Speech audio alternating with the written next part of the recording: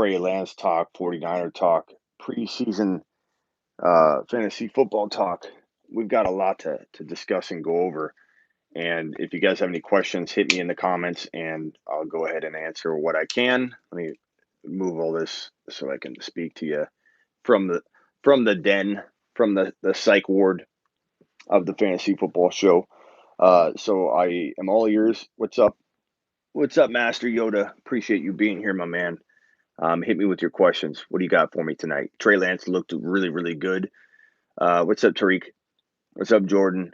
Trey Lance looked really, really good. Trey Lance looked really bad to start off, and he had two really bad drives, and there were a lot of people quick to hit Twitter, hit the comments, talk on Instagram and Twitter, everywhere you could find comments or on a post where maybe Trey Lance was talked up.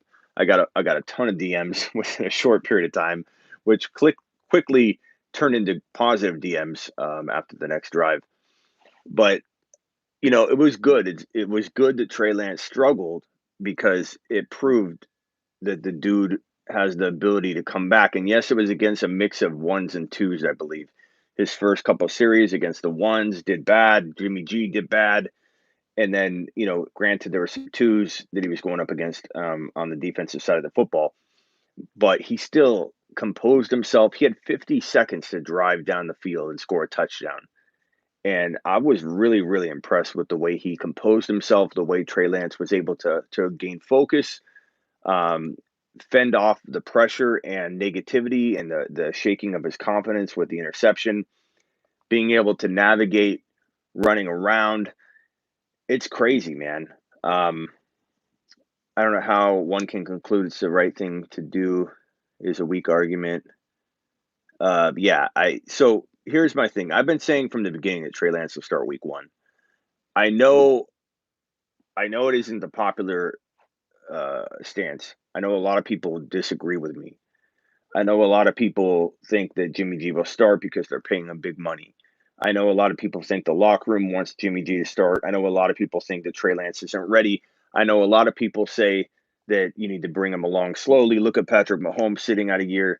A lot of people have a lot of opinions that I understand, and it's not that they're bad or that they aren't correct in that that's worked before in the past, or that there's a recipe for any side of this argument. There have been plenty of quarterbacks that have sat, learned, came in and did well. But what we don't have is the information on whether they would have done well even if they got shoved into the lineup. All we have is a history of a player like Pat Mahomes sitting and then coming in and doing good.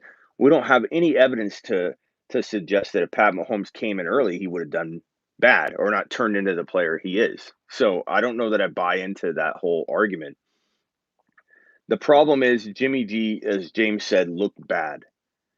And when Trey looked bad too, Jimmy G didn't get a chance to come in and change, everyone's mind. He could have. Maybe he would have thrown the touchdown and people would have been excited. Let's be fair. But at the same time, when you're looking bad and your backup, the guy you are committing to, the team wants Trey Lance in there. He's the future. So when Trey's looking at least as good as Jimmy, if you want to make the argument and you don't want to say he's looking better, like I will say it, looks better than Jimmy. He can run. He can escape. He can extend a play.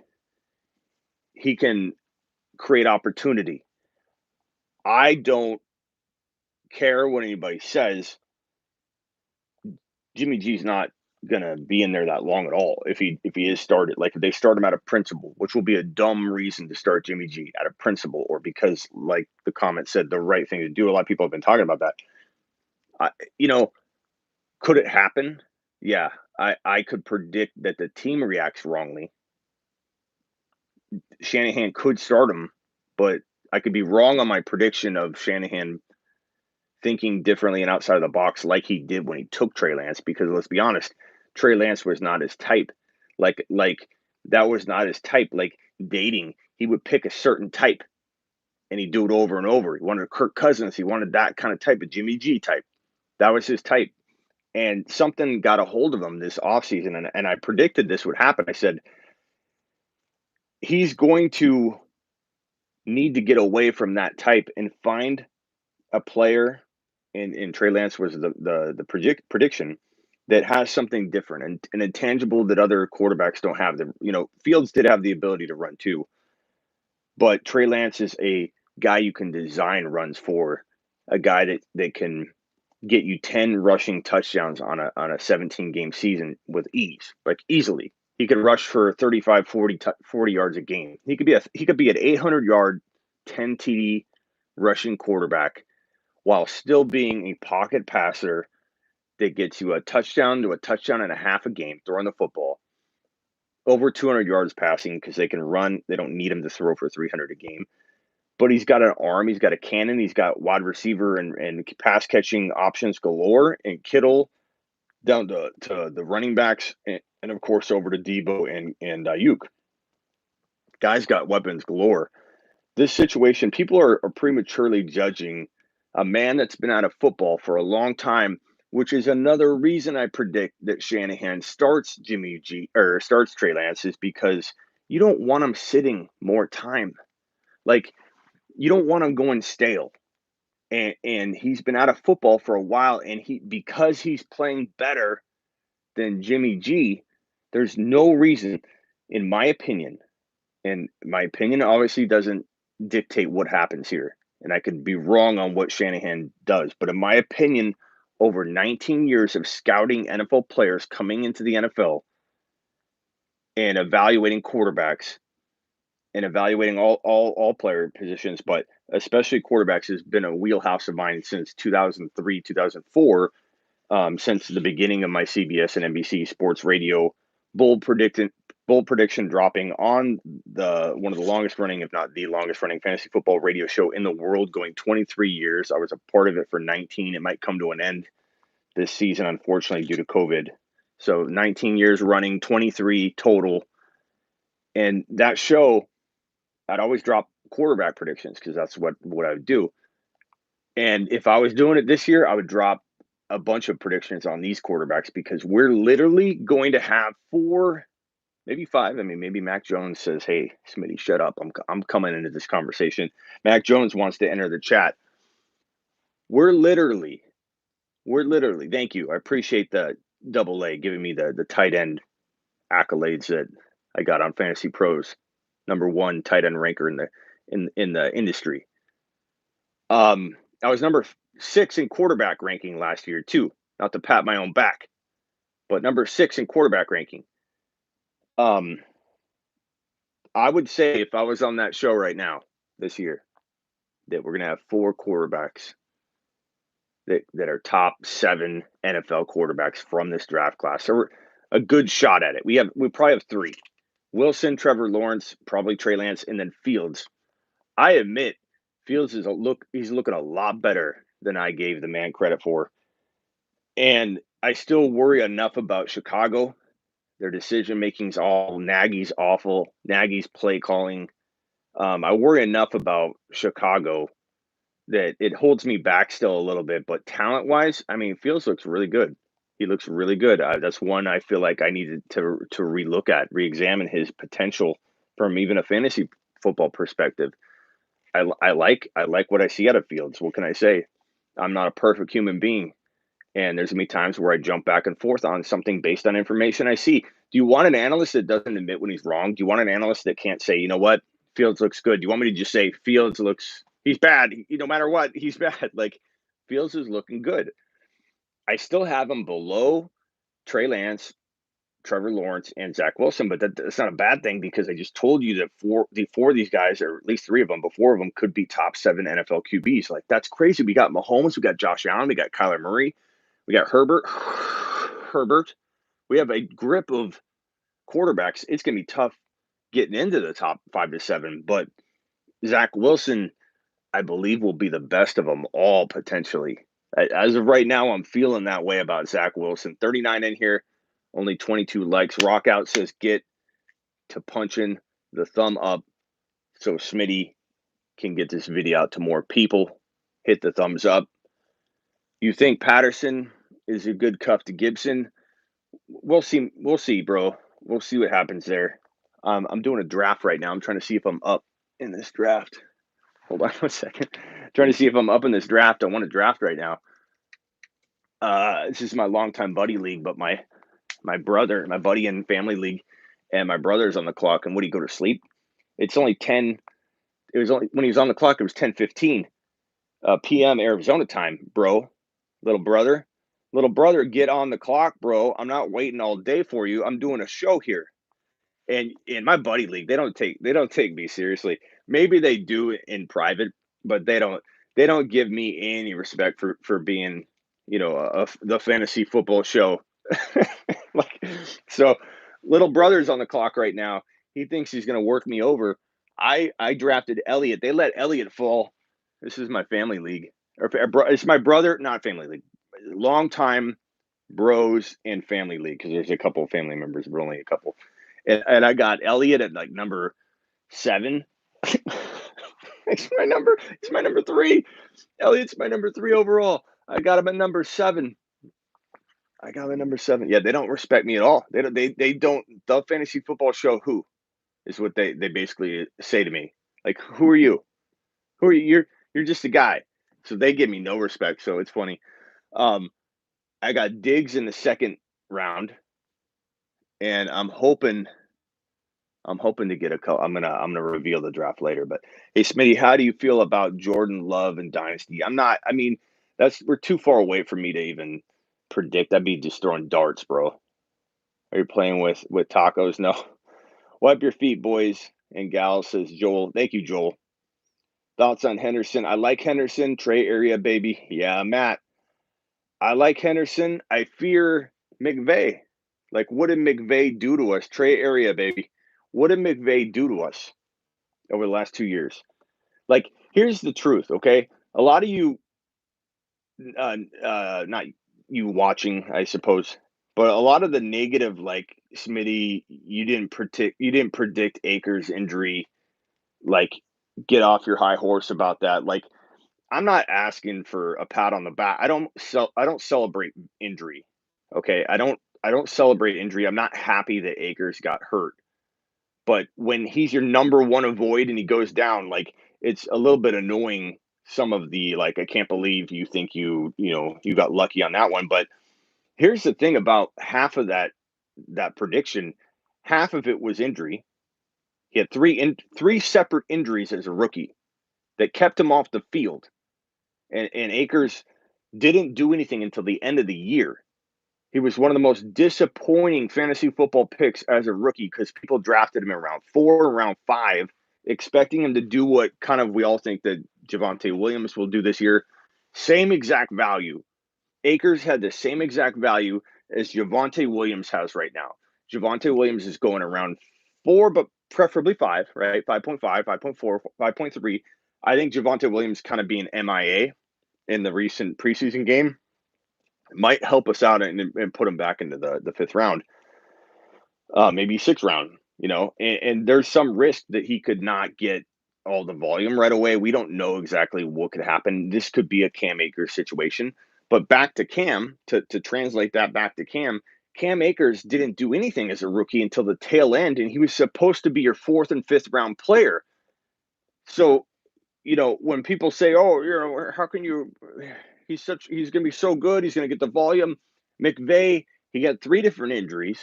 McVay wasn't comfortable using him yet, and he's been a mess ever since Todd Gurley. Terry says 54 people, 32 thumbs up. Hit the like button.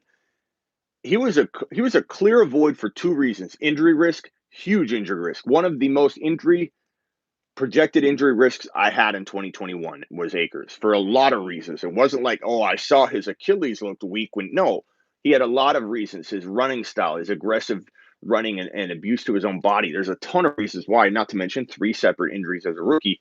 There's a lot of reason to worry about him. But half of my argument, oh yeah, you might want to educate me. Hey, Mighty Buffoon, was that you that said the Freiermuth thing?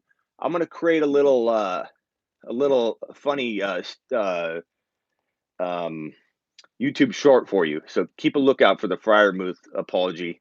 I still don't know that I buy into him yet, but Freiermuth I blasted. Was it Mighty Buffoon that I blasted? It wasn't Mighty Buffoon. Somebody else asked about Freiermuth. Fryermuth. I didn't think it was you, bro. Somebody came on the other day and said, "What do you think about Fryermuth or whatever?" And I'm like, I don't think anything about Fryermuth. I don't care about Fryer. And Fryermuth goes and catches 2 TDs. Yeah. So I'm gonna have a little fun with that. I'm a little self-deprecation coming your way, behalf of me. Fryermuth catching. He had to catch the 2 TDs in the preseason game. I still don't know how I feel about him, but I do feel like he needs to be back in the conversation. Like, certainly. Like, is he a 10, 9 ranked tight end potential? Sure. Fryermuth. Fryermuth, that's who. But that was just so fitting. It's just so fitting to be like Fryermuth. Hey, Smitty, do you like Fryermuth? No, I don't think about Fryermuth, bro, at all. Then he goes out and catches 2 TDs. Oh, that's the way it goes, bro. Welcome to my world. Welcome to my world where somebody asked me on a Saturday night on the show, "Hey, Smitty, should I start Justin Jefferson or Andy Isabella?" And then I blast them. I tell them to take a lap. We ring the bell.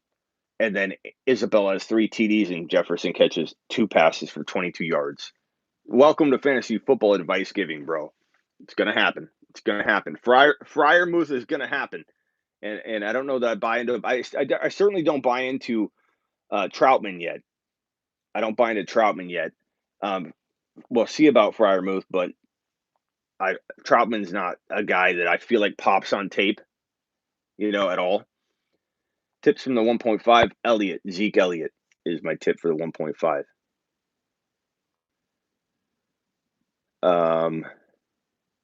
People that don't take Christian McCaffrey at 1 don't deserve to play fantasy football, says 66. Rodgers or Tannehill, A-Rod. Rock out. Thoughts on 14-man leagues. Thoughts on 14-man leagues. Okay. I like 12. I think 14 could be interesting, but I think you kind of do what you're used to. Like, I don't create a lot of content for 14-man leagues because about 90% of everybody plays in a 12-teamer, or 80%, maybe 15% play at a 10. And then you've got or I don't know, probably like 70, maybe it's like 70% played at 12-man. And then you divide up the rest of the percentage, the rest of the 30 amongst, 14, 8, 10. And so I don't create a lot of content around 14-team leagues.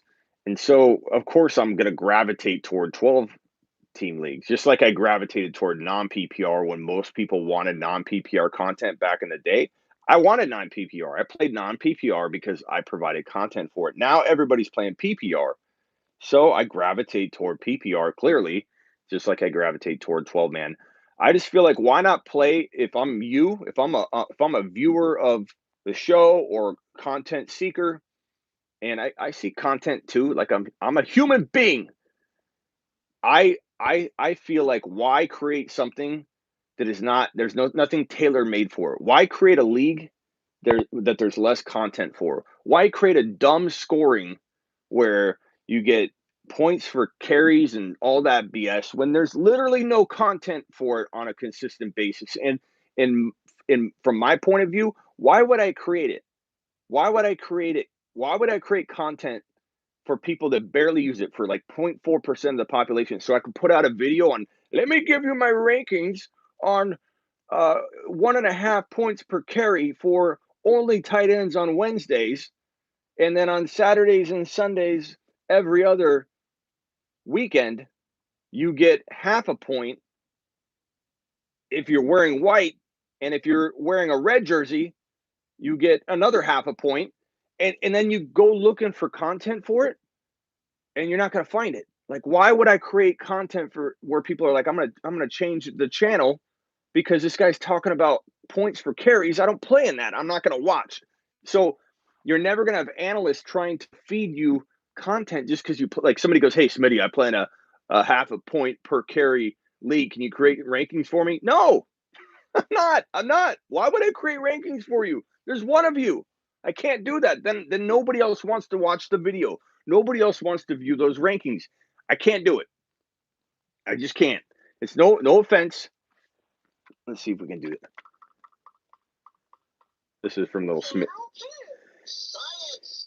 Can we create half a point per carry rankings here on the show. I just want to know. Management says no. I don't know what this is, but this is in the studio too. Thoughts on Lamar this year? I'm cautiously optimistic about Lamar because he worries me. Why does he worry me? Well, where was he for half of the year last year? Where was he for half of a year? Also, he runs a ton. Not that other quarterbacks don't run. Josh Allen. Not that Josh Allen doesn't run. He runs too. Like I worry, Kyler Murray runs. I worry about running quarterbacks. Lamar runs over 150 times per season. Lamar Jackson vanished for half of a year. Lamar Jackson can't get consistent wide receiver play. He just can't. You can say he's going to do it this year, but people are getting hurt left and right. Hollywood Brown's busted. Andrews played well in the end. His stats were there, but there was times where like, where's Andrews? Like people vanish when they're on Lamar's watch. From a fantasy perspective, it worries me a little bit about JK. I'm not going to lie. That's why JK has a little bit of Kenyon Drake bust potential, if you will. Let's be honest. JK has top 5 running back ceiling. JK also has that risk value that I would say is high for anything near like bottom of the second round. But if JK is falling to like 3.5, I'm willing to dive into that risk because the upside is far heavier. It's like a scale. Picture it like here. We'll use little Smitty's toys. If this is a scale and you put the risk on here and then you put the upside over here, and even if it's high risk, like J.K. Dobbins, high risk, but his upside is so heavy and big that from 3.4, this scale goes like that. Boom, boom, down goes the scale. And so you have a player that has a ton of upside that's worth third drafted player value. If JK were to climb to number 14 overall, I'm out. That's ADP. That's line in the sand. I've told you all about line in the sand. Line in the sand. Let me get my marker board. Line in the sand is a very simple concept that I constructed a wee bit ago. But here's round 1. Is that backward? Is that reverse for you guys? Can you read this? Because it's flipped for me, but I'm pretty sure you can see this right from the replay. But is that backwards? Okay, so it reads right. It doesn't for me. It's flipped. It's ridiculous. So I'm just going to write and not look at the screen or it's going to confuse me. But here's round 1. Here's round 2. Here's round 3. So J.K. Dobbins, my line in the sand for when J.K. Dobbins becomes an avoid, and flips into a great value has to be probably around this turn pick. So I'd say right here. So I would say there's a gray area. The gray area is pretty big. Like I'd say 2 or 3 picks that way, and maybe, 1 or 2 picks that way. And then my no-go zone for JK would be everything above it. So when I say I love JK because of his value.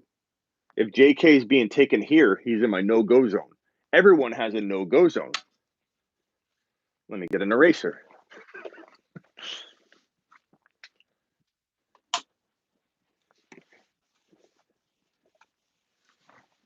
In the case of someone like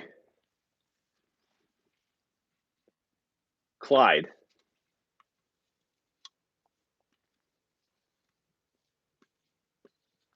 Clyde Edwards-Helaire has a no-go zone somewhere in the second round up. I would imagine it's probably it's probably above halfway, but right around there, where it's kind of gray. Like I could take him. I'd be convincing myself that gray area. I'd have to decide, do I have a bunch of safe picks? Like, do I have a safe pick here? Do I have a safe pick here? Can I reach a little bit for Clyde? But Clyde's value range is this way, not this way. Everybody's going to have a line in the sand where they flip from bad value to good value. So JK's, again,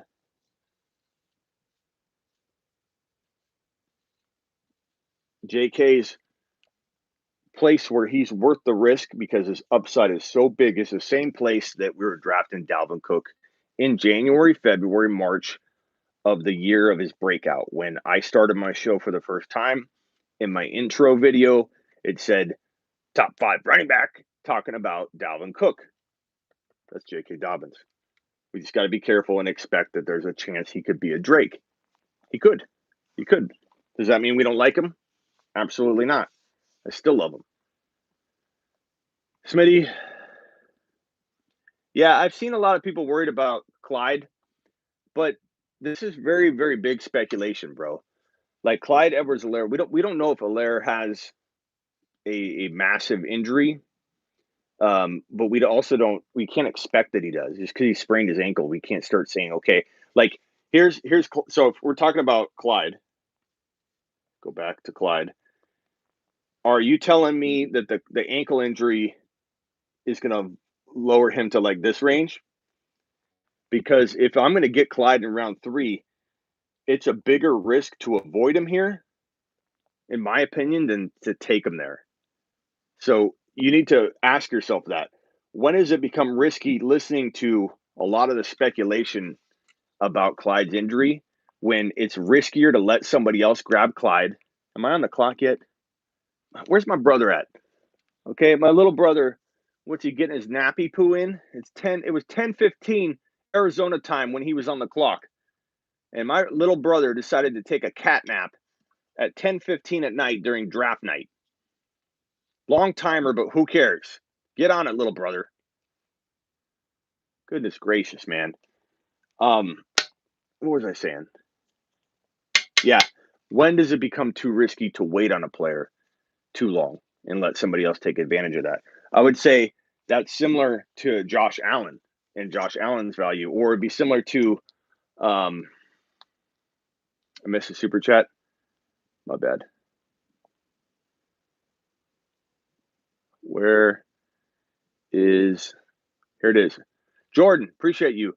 I noticed you're still not taking Mixon. I know he could be a bust again, but where his ADP is at, where would you draft him? What are your thoughts? Thank you, Jordan. I appreciate the super chat. So Jordan's just getting into the swing of the show again. He took a little leave.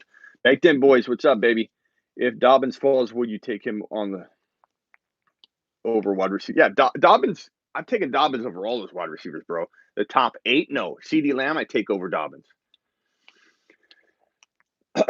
Where was that? Mixon. So I don't like Mixon's value at all right now, to be honest. Mixon's line in the sand for me is in round 3. I don't know where though. I'd really have to look at it, break it down.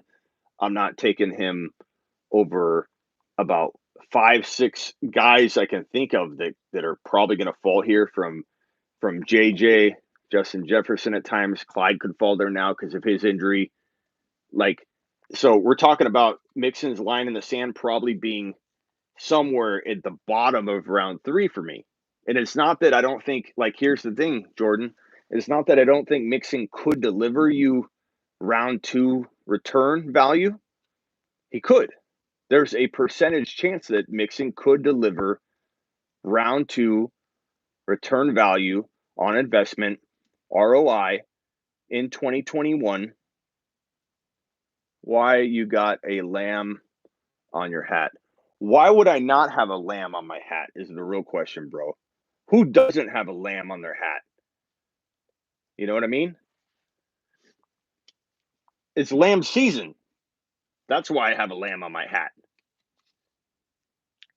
Why do I have a lamb on my hat? What is this, bro? What were we talking about? I get so sidetracked.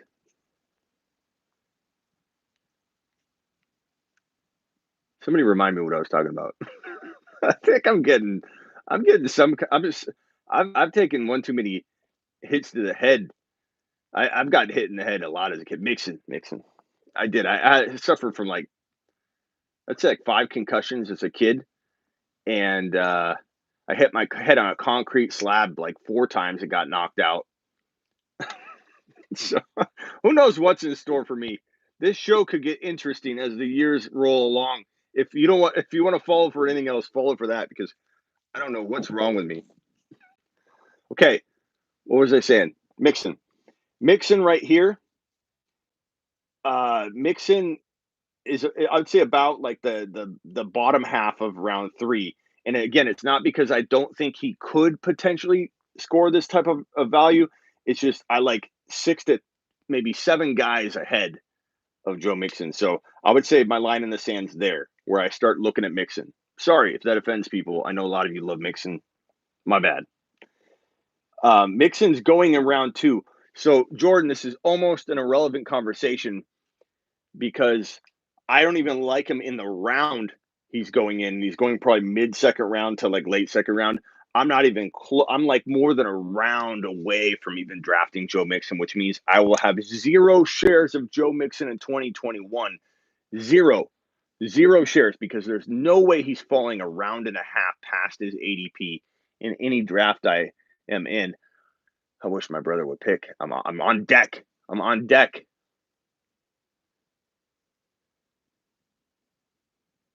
You might have said this before, but what do you think about the Dak injury and the impact of Lamb? Okay. Adam says, I don't see Dobbins having Drake bust potential, only keeping him from top 5 production and targets. Yeah. Well, Adam, but make no mistake, I'm one of the biggest J.K. Dobbins fans and believers and predictors. So, like, please, please, please don't take my talk that I just had. I almost feel guilty if someone took that as a negative, my talk. I'm just merely saying that here's the thing. If you're going to build a team that has J.K. Dobbins, you have to prepare for the fact that you are taking a bunch of your risk. Let's say, and I'll come up with a risk score, like a risk score. When you're drafting, let's say you have like this meter of risk. So here's 0 and here's like 100. Okay. Here's your risk meter. This is like your risk allotment. So you have an allotment of risk that you can give. So you have 100%. If you use all that up, you should probably go in a safe direction with the remainder of your picks. I would say that if you're going to start going risky at all, J.K. Dobbins is going to hold like I don't know, maybe like a 40% share of like the risk you should be spending on all your draft picks. Like that's a big amount of risk. It's worth it. But if you surround JK, so if you draft JK, who I love, top 5 running back appeal, and you surround him with a safe Mahomes and a safe, Devontae Adams, like especially if you're in like an auction or something, like you can see just by looking at Mahomes, Adams, and JK, you automatically, I know I'm in the psychology den right now. I'm reading your mind. You automatically know I know you're thinking that he looks safer all of a sudden. He's in a little ham sandwich of safety. Look at him. Look at him. He's in between Mahomes and Adams. I feel like J.K. Dobbins is tucked in nice and neat in his bed, real safe like. This is a safe place to be for J.K. You surrounded him with you used a lot of risk on him, and you were safe, and you didn't get reckless and just buy all these risky players. Let's get Lamar. Let's get J.K. Let's get DeAndre Swift. Let's put them all together on the same team and just literally roll the dice and hope everything works out. Terry's wearing his take a lap shirt. Attaboy. Do you hear what I'm saying? Do you get what I'm throwing down here? That Mahomes and JK and Adams is a great way to play the JK Dobbins attempt. Big swing, very safe sandwich that this dude's sitting in between. I like it. Safety, a safety sandwich. Make sure your JK Dobbins is wrapped up in a safety sandwich if you roll him out as your running back 1. I like the idea of JK as my running back 1. Let me show you the kind of team I would love to build around a J.K. Dobbins built team. If let's use Mahomes again, or let's use Herbert. Let's use Herbert as an example. So we'll put Herbert here, very safe. You can get him in like round 6. You get Herbs in round 6, baby. Okay? Then you get Ridley in round 2. You get Adams in round 1. That leaves you JK in round 3. And you still get a 5th round pick. So let's say we go with Javonte Williams, who some might call risky as a 5th pick. I say not. I say you have wrapped J.K. Dobbins in a safe sandwich that is made up of Herbs on top of J.K. It's fitting. It's a sandwich. Herbs on top, Ridley, Adams, and a pretty safe 5th round pick in Javonte Williams. That's how you construct a J.K. Dobbins built team. You wrap it in safety. You don't get reckless. You don't go off and buy a freaking Swift, a J.K. Let's throw a Robert Woods in there because, we know exactly which wide receiver is going to go off. And let's put on top of a Woods, let's get Tua as our quarterback. And then we still need a bigger name guy. Let's throw somebody give me a risky guy. Mixon. This is the kind of team you traditionally see a Swift owner draft. They're going crazy with the risk. It's risk loaded everywhere. It's like, I want to believe in the underdog. Throw Sanders in there too. Sanders. I mean, that's what I'm talking about. Why are people doing this? It's like Terry just said, it's a red flag driven team. J.K. Dobbins teams need to look like this. Wrapped it in a safety ham sandwich built with Herbs, Ridley, Adams, and Williams in 2021. Saquon at 1 would be a red flag team. Exactly. Or let's use Saquon. Let's build a red flag team with Saquon. What are people doing with Saquon? I'm going to take Saquon. I believe nothing, you can't even read it. I'm going to write Barks. I got more room if I write Barks. Barkley. Oh, I'm going to go Mixon in round 2. That's going to be safe. And then, you know what? I really, really like – give me a risky wide receiver. I really like – I don't know. Or these people typically will go running back. So it's like these people would typically go Swift. And then they'd say, well, now I'm going to take Woods as my top wide receiver. And then I know he's got appeal, but these people typically go Deontay Johnson. This is like the all-risk team. If you want to own one of these guys, wrap them in a safety net of safe talent. Put them in a sandwich of safety. Don't be putting all these guys in one team. It's risky as hell, man. This guy's risky. He's risky. What? I've just started following your channel, Smitty. What do you mean Barkley's risky? He's Barkley. I haven't heard this. Speak to it. Barkley's not risky at the right ADP, but everyone's taken Barkley at like 6 and 7. No, this is a team full of risk. Even Gibson's potentially a little bit risky. I mean, let's take a look at a Gibson team. How do you build a safe Gibson team? Well, for starters, you realize and acknowledge that there is some risk to Gibson. So, therefore, the best thing to do would be to wrap this up with some safety. Let's just say you get A-Rod later. You get Gibson, you get Ridley in your 3rd round pick. I suppose in this situation, Ridley's your first, Gibson's your second. Ridley would have to be your first, Gibson would be your second. This would be like maybe at the 12 and 13 if you were to go a little bit risky with Gibson. Then you'd have potentially A-Rod, and I mean, if you could get like a Keenan Allen. I know Keenan Allen's missed some time, but he feels like a pretty good lock to get. Like that would be a good way to build around a Gibson type team. What you don't want to do is do what we just talked about, which is say, oh, I really think Swift is going to be a monster this year. Let's go ahead and put Ayuk in here. I like Ayuk. But you got to be careful wrapping all these risky bets together. And then let's say you were to go at quarterback, Lamar, and then at Deontay Johnson. This is something that I've seen people do where they're building this like risk averse team, and it's like you can't take a gamble on a guy like Gibson who's got a little risk and surround him with a bunch of other risky players. Draft and safety, use your risk appropriately, and when you dive into a risky player, just surround them with safety.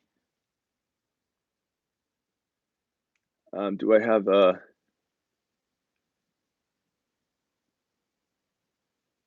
Adam? I think what gets people in trouble playing fantasy football is that they want to be the guy who identifies every breakout. True, and that's going to be with Swift. A lot of people see Swift as like, okay, I saw someone say that why is Swift risky? Why is Woods risky? I see that every time. Like when I say Swift's risky, at least one person in the comments of a video or whatever say, what? I would use my megaphone, but we've got everybody kind of not under the weather, but it's been a long week. Let's just say that. So I've got everybody asleep. I don't want to use the megaphone. I could get in some serious trouble, and you don't want me getting in trouble. Okay. We need to be smart. We need to be risk averse. We need to not go if we're going to go risky by doing the show. Period. We got to wrap it in a sandwich of safety by being as quiet as we can. Is Taylor risky? Great question. It depends where you get him. If this is round one, where's Taylor risky at? Is Taylor risky here? Absolutely. Is Taylor risky here? I say absolutely. Is Taylor risky here? I say absolutely. Where Taylor isn't risky is as your second drafted player. Anywhere as your second drafted player. If you deem that he's your second drafted player at 13 overall, I'm on board. I may not Smitty approve it because I need to know who's available. Are you passing on Ridley? I like Ridley more. Are you passing on a wide receiver like DK? I'd rather have DK. I see the Woods comment. Thank you for the super chat, my man. Sammy wants to know, why is Woods risky? Okay, so good question. I knew that was going to come up when I put Woods on there. Woods is risky only because people are drafting him really, really high at times, bro. And the problem is you don't know if it's Kupp or Woods or Kupp. You don't know if Stafford's going to have a great rapport right away with either one of them. It took Tom Brady some time to build rapport with his wide receivers. So if you're talking about Woods going in round 4, especially in round 3, like absolutely not, because you don't know if it's Kupp or Woods or Kupp. And while one of them could be a wide receiver 1, you just got to be careful. And even in round 4, it's not so much about hating Woods. It's about asking yourself, are any of the top two or three? I'd even say Kyler and Herbert. You can get later, so I'm going to leave Herbert out because we want to protect his good ADP, and I don't want people shooting him under the 4th round and being crazy. But see, look at that. Harrington in the comments says Kupp is going to be nice.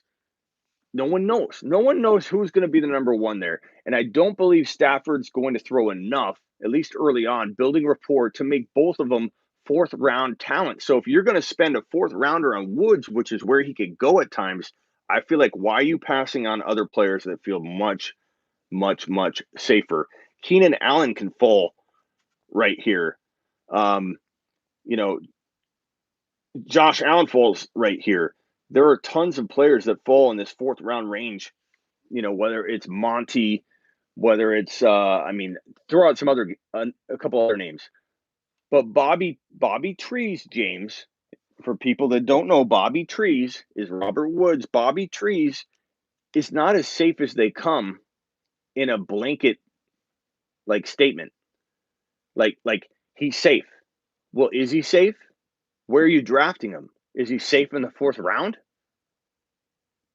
You know what I'm saying? Safe in the 4th round. Like Noah says, Woods is safe wide receiver 2 you can get. But where? Where are you drafting him? Are you drafting him in round 4? If you're drafting him in round 5 or 6, I'm on board. But at round 4, no. Kupp and Woods are not good 4th round picks because you don't know which one is going to be the guy. I'd much rather have Lamb over Woods and Kupp. I'd much rather have Keenan Allen over Woods and Kupp by a mile. I'd rather have the top 3 QBs over Woods and Kupp.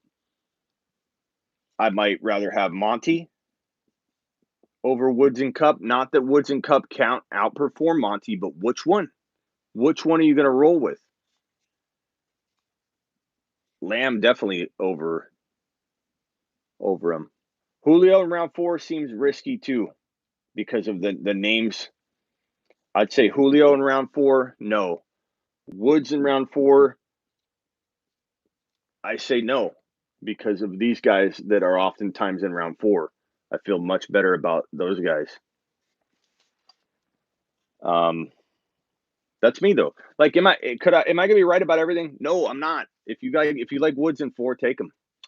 90 people here, only 61 likes. Hit the thumbs up. Next question. Let's plot a player. Everybody ask me a player, and we'll keep rolling through the line in the sand. Where is the line in the sand for said player? Speak your mind. Let's talk about line in the sand. Where a player goes from avoid, flips to a value. And it could be a guy I'm down on. It could be a guy I'm down on. Clyde Edwards-Helaire, Etienne. We kind of already did Clyde. Etienne is a good one. Gaskin's a real good one. Darren Waller, okay. All right, hold.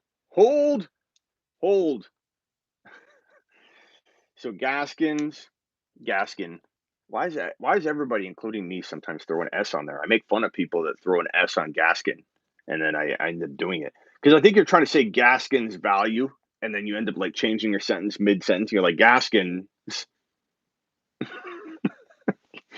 But Gaskin, I don't know. I was kind of like indifferent on Gaskin Robbins. I was kind of different on Gaskin, but he looked utilized, man, and he looked really good. I'm starting to think that if he's there at the end of round 4, I'm not that opposed to getting him like in that range. Carol Gaskin. We could come up with some of the best team names that probably already exist. Carol Gaskin, Gaskin Robbins, the Gaskinator. But I'm starting to feel like he could be a value in this range. Of course, I would prefer you make Gaskin your 5th round pick, but I don't know. I prefer him in here. But he's starting to flirt with this like circle area right here where it breaches into 4 but down to 5. I feel like this is safe. I think so. I'm gonna roll with the round 5. So Gaskin, my line in the sand. Let's call it 5.2. 5.2 for Gaskin. Just Gaskin for a friend. I'm going to say 5.2. So my line in the sand for Gaskin, final answer. And this could go up. This could go up if he continues to look good. My line in the sand for Gaskin is 5.2, where he flips from a guy I worry about to a great value. Next player that felt like a good one to roll through was Etienne. So Etienne's line in the sand. I'm going to say similar area as Gaskin. I'm going to say here's round 4. When I'm sitting in round 4 and I don't like who's falling off the board and coming off the board and who's available, I don't have any of the quarterbacks I like. Lamb's not there. Keenan Allen's not there. Those guys are all gone. I'm feeling like Etienne's line in the sand. I want it. I don't know if it can be. But I want it to be right at the turn. So 5.1. But I just don't know if he's going to fall there. And if he climbed into 4 on the regular, I'd have to really look at it and determine, what's up with that. I'd have to really give it a look. Yeah, Lance, I still believe Lance will start week 1. I think he proved it tonight that he's worthy of it. He's ready for it. It's a matter of Shanahan. Could I be wrong? Yeah, I could be wrong. Etienne is going to be amazing. Etienne, I really love, you want to know, and I've got a video posting tomorrow on this, one of my favorite draft strategies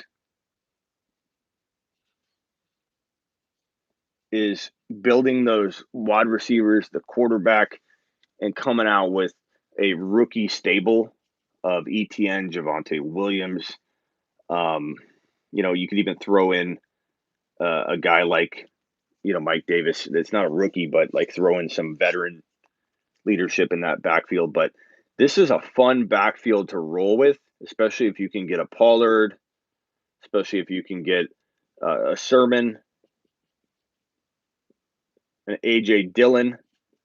Get an A.J. Dillon. You roll into 2021 in a creative build where you stack everything else like a beast, and you have this arsenal of potential top 10 running backs in PPR.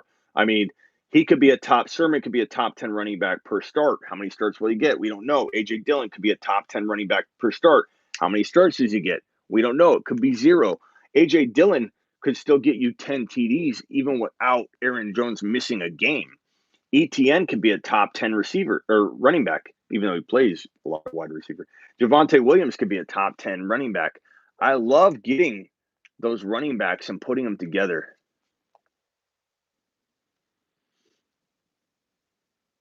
Noah's back to his old tricks. Noah just doesn't. Allen in round 4, if he falls, I don't think he's going to fall there. I don't think he's going to fall there at all. But, if he did, you got to scoop him up.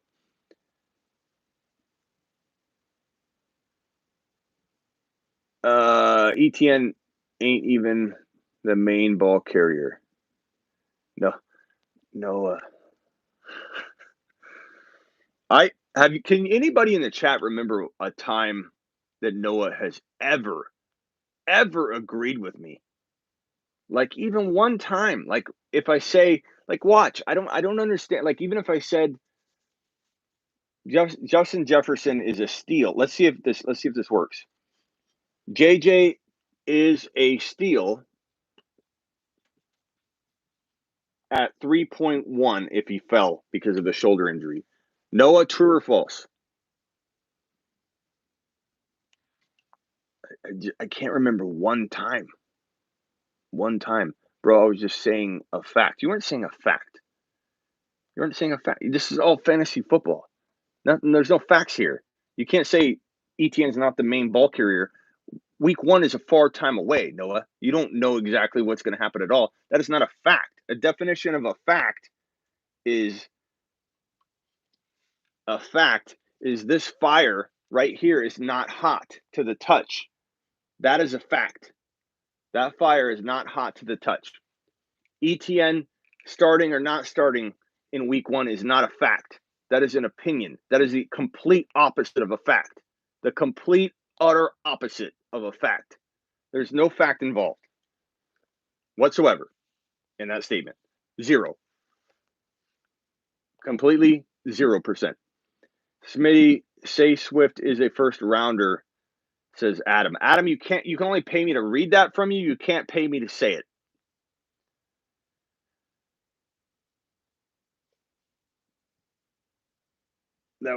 That fire isn't hot to the touch. My whole life has been a lie.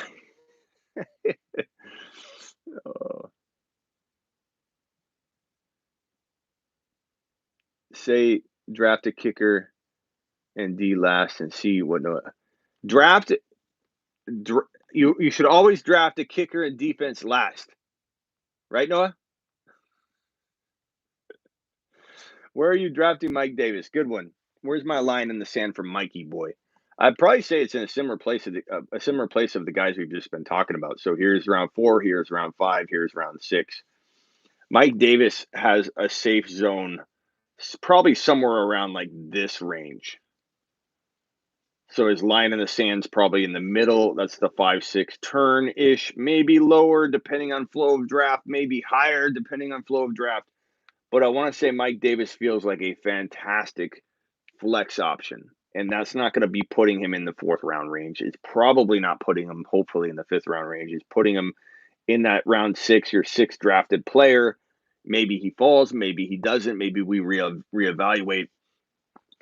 Noah says, bro, Jefferson isn't even a wide receiver 1 on his team. I'm not drafting him as a top 5 wide receiver, bro. He's due for regression too. Okay, that makes sense. Exactly what I thought. I'm still on track.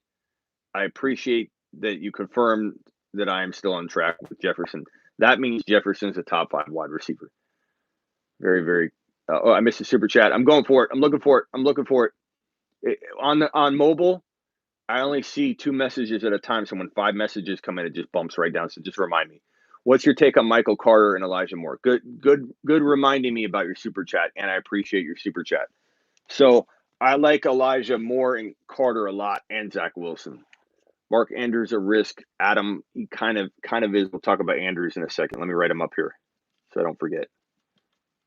Got a lot of concussions, man. I'm serious about that. I'm not joking. I have. Okay. What am I saying? God, Elijah Moore. Moore, Carter, and Wilson.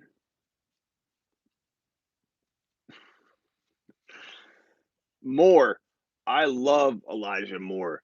Elijah Moore can be one of those like wide receiver 3s in fantasy where you're starting this man like by mid-season as your wide receiver 3. You know what I'm saying? Thank you, Sammy, and appreciate the super chat. Sorry about the delay on my answer. This could be your wide receiver 3. Like you're not drafting him to be, but he's putting other people on your bench because you're like, this dude's dropping fire. Carter, same thing for your flex. Like you could draft him into your flex from day 1. You could draft him into a platoon for your running back too, meaning you draft Javonte Williams and Carter for your running back too. And then, you're kind of weighing them out. One of them might jump to your flex. You could be starting both of them. But I feel like Carter is a guy that could be a potential rock star running back too in fantasy football. I think Wilson has the potential to be a top 5, 6 NFL quarterback, top 5 to 6 fantasy quarterback in the coming years. In year number 1, we're probably going to see him up and down, kind of like Burrow, where Burrow had a real good game. Then the team sucked, but you're still like, I love Burrow. The team sucked. They didn't do it well, but man, Wilson looks good losing. Wilson looks like a beast, man. This kid, he looked like, do you ever look at a player and you say to yourself, that person just looks like a star? Like he looks like Hollywood. Like this guy belongs in the spotlight. I can see it now. Brady's got that look about him. Like if you saw Brady walking on the street and you were from a place where football didn't even, occur to you, and you saw Brady walk on the streets and he took all of his rings off, but you just saw him walk. Brady was a baller. You just know it. Like Zach Wilson looks like a baller. He looks like he fits the mold for a superstar. He carries himself, his confidence. I love the confidence this guy has. I feel like Trey Lance carries confidence too. I feel like Trey Lance is going to be, a beast of a fantasy football quarterback, but more so a beast of a leader. Trey Lance knows how to lead. He's composed. He can get out of trouble. When he's in the pocket and it collapses, he can bounce out to the outside. He's just getting to know himself. Like he doesn't even know his spatial awareness skill set, because teaching a player spatial intelligence is so hard. Like Michael Jordan, probably the most gifted spatial intelligent person on the planet. I still got the Andrews thing. Give me 1 second on that. Jordan would literally, you can't teach this, but you watch Michael Jordan, he would literally go up, use his body against a defender, like to go that way. Like Jordan knew how to go into somebody and use the momentum of the collision to change his trajectory and go that way. Use the rim to block any potential block shot. Like the guy was insane. Michael Jordan was the most spatially intelligent man on the planet in terms of sports and anywhere really. And so that's how I feel about a lot of players. Trey Lance is intelligent in space. Trey Lance knows how to use and he proved it in college, even if it was small competition. I don't care. In college, 28 touchdowns, 0 INTs. He knew when to pick up and run. He could feel a blitz. He could feel a pocket collapsing and let it migrate him out of the pocket. And tonight he looked the part. The guy knew when to move. He has spatial intelligence you can't teach. Same thing with Zach Wilson. Zach Wilson knows how to move.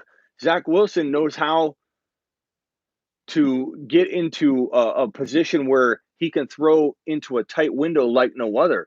On the run, Zach Wilson can throw into a shoebox from 50 yards away. Zach Wilson is going to be absolute fire. So I love him. And you want to talk about Trevor Lawrence? Okay, I'm sorry. I don't mean to just keep talking about Trey Lance, talk about, Zach Wilson. Trevor Lawrence, this is going to shock you. You're going to say Smitty just loves rookies. Like Smitty just loves rookies. And it's no secret I traditionally like the rookie classes a lot. But that doesn't mean I'm wrong. It doesn't, just because I say that doesn't mean I'm wrong. Just because I love rookies doesn't mean I'm going to be wrong. Trevor Lawrence could potentially be this good. He could be the next Peyton Manning. He's very, very, very, very solid. His future is very bright. The only reason I hesitate on him a little bit is because I feel a little bit like Urban Meyer's trap. I feel like Urban Meyer could be real. I feel like Urban Meyer may or may not work out. So I'm a little bit hesitant to anoint Trevor Lawrence the next Manning until I get a feel for what the offense is going to look like. And I hope that we aren't going to see a reset happen a year from today or a year and a half from today where the Urban Meyer experiment doesn't work out and we've got to reset everything. So he said Chase was dropping loads this year. You want me to write it down? Here we go. Chase equals, this is what I think of Jamar Chase.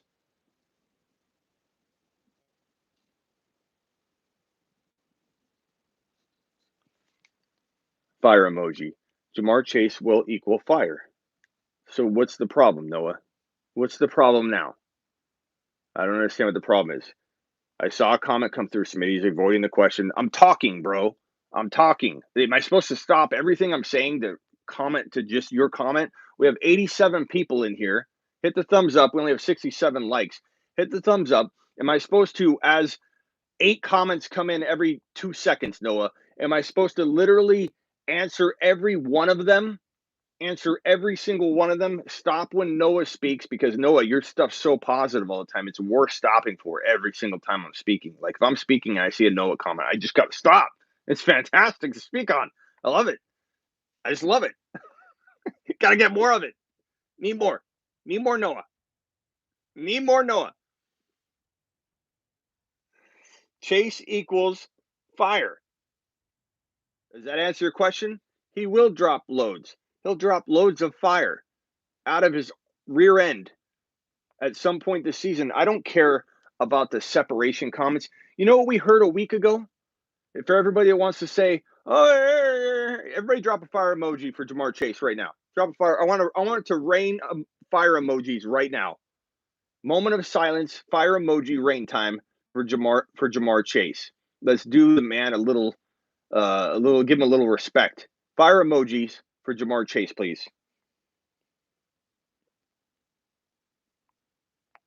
Thank you. Keep them coming. Just keep them coming while I talk. Jamar Chase, just keep them going. Keep the fire emojis rolling. We don't need them to stop. No one said stop. No one says stop yet. I can't stop and talk about every comment that comes through when I'm in the middle of speaking. Have you ever tried speaking and reading and then commenting someone's comment while you're still on your point? It's really, really hard. It's not the easiest thing in the world. I love that the fire emojis continue. It makes me feel like Chase is getting the respect he deserves. Thank you very much. I appreciate that. Where was I? Mark Andrews. Somebody had a Mark Andrews comment. I forget who it was. Oh, I know what I was going to say. Yeah, before we go to Andrews. You know what people were saying a week ago? For all the people saying that Jamar Chase is looking like he's not, doing well or he can't find separation. Okay, Jamar Chase, he can't find separation. You know what people said about a week ago about Zach Wilson? He looked awful. Zach Wilson looked bad. Oh my God, did they make a mistake? There's some comments going around New York that this was a huge mistake of a pick. And then 1 week later, everyone and their mother is talking about how amazing Zach Wilson looks. Does anybody understand the difference between a preseason comment, one beat writer talking about separation and reality? Because Jamar Chase, I don't care what anybody says about it. I don't care what a beat writer, no offense, beat writers, I write. You're not the one that writes. I'm the one who writes.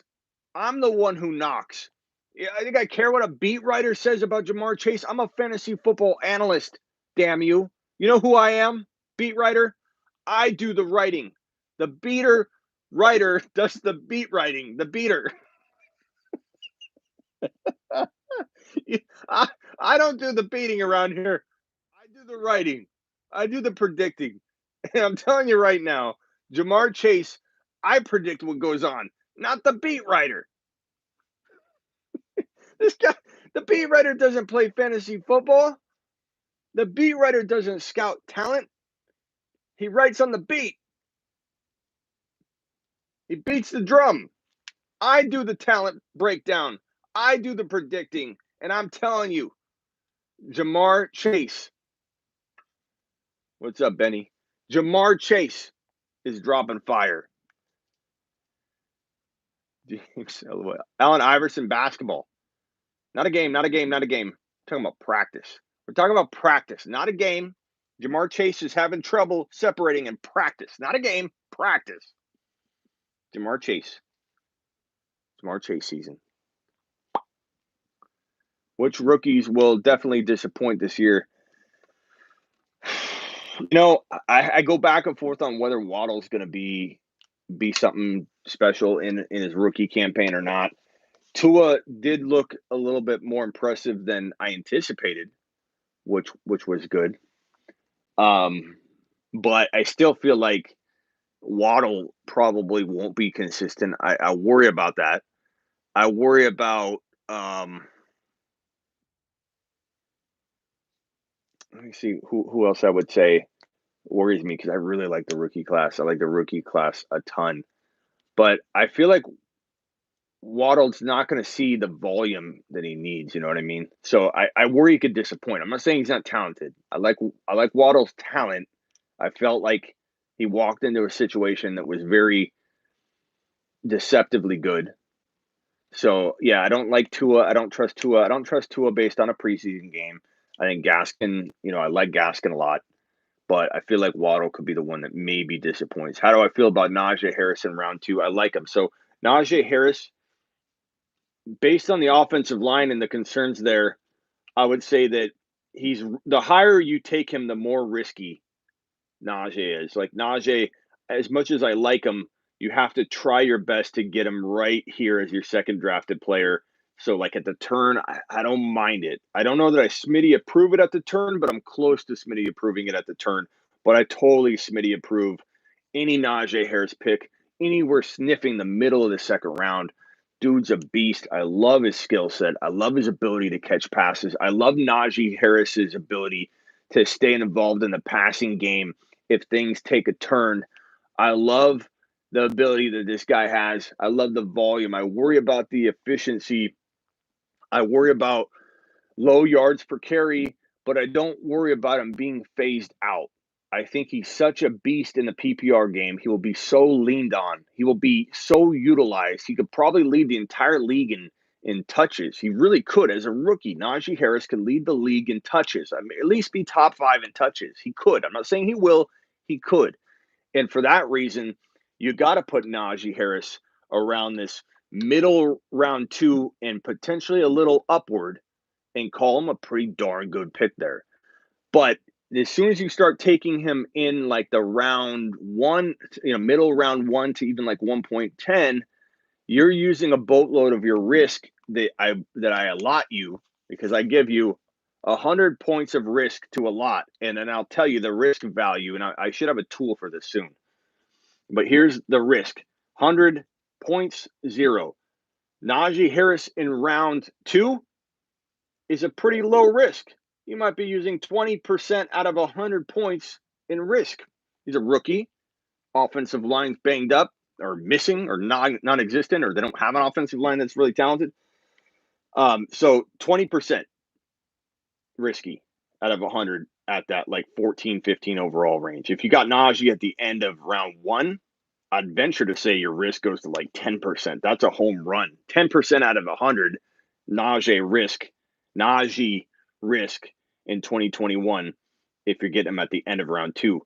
If you take Najee Harris in round 1, like at 1.10, so like the 10 pick, I feel like you're using a boatload of the risk that I'm allotting you to spend on your draft on a guy in the first round. So could you draft Najee Harris at 10? Yeah, 10, 9, 8. You could take him at 8, but you got to be careful with the remainder of your picks. So if you take Harris at your first round pick at number 8 overall, so in round 1, we'll call it 8, then you got to make sure you nail safety type players with these next 2 picks. You got to make sure you're taking like a Ridley. You got to make sure you're taking like a Josh Allen or someone like that. That would be very, very safe. That would be safe. That would be safe. That would protect your Harris reach. You're reaching for Harris. You're not reaching for these 2. I don't consider Josh Allen a reach in round 3. Let's say Monty fell to this pick. Monty wouldn't be a reach. That would be a very safe play. And look how strong that team would actually look. You got Josh Allen, you got Monty and Harris, you got Ridley. You could take, Judy later on and shore up those wide receivers. That would be a safe way to reach on a player. You can always reach on a player. You just have to make sure you're careful. What's up, Dr. Dom?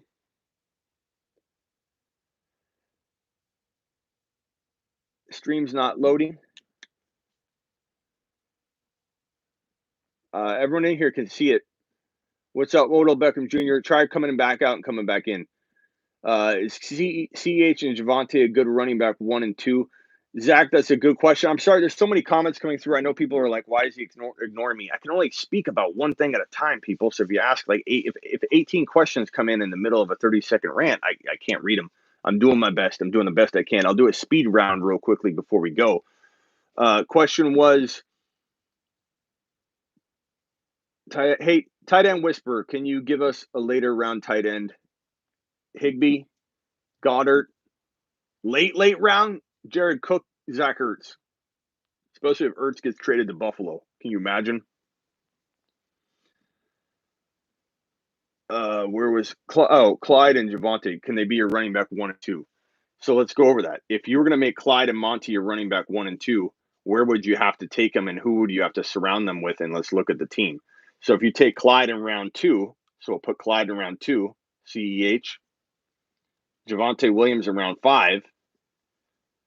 So Javonte Williams in round 5.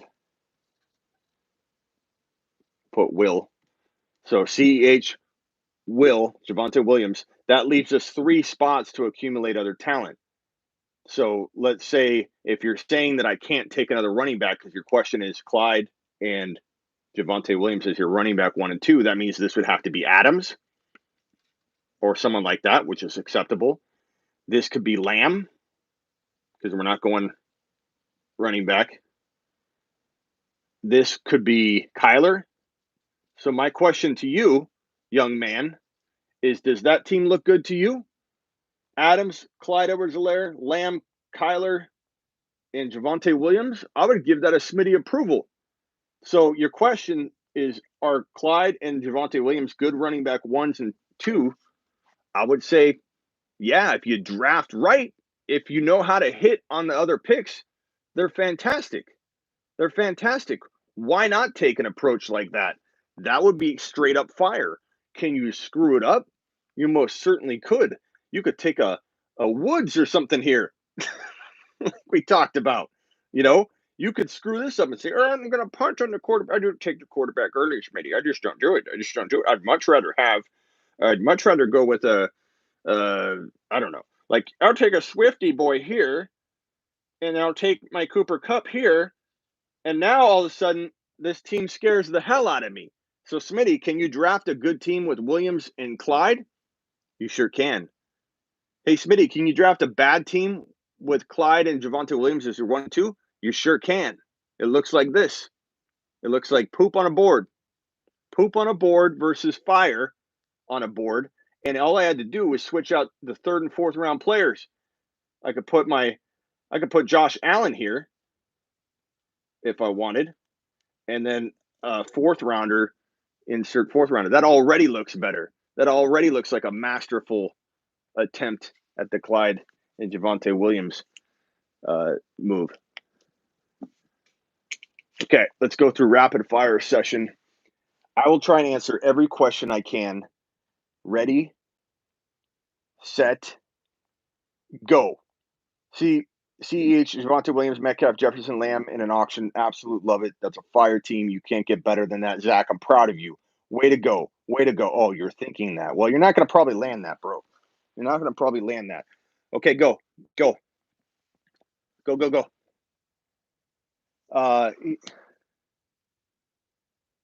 Did Higgins... Come on, Noah. Favorite late round QB?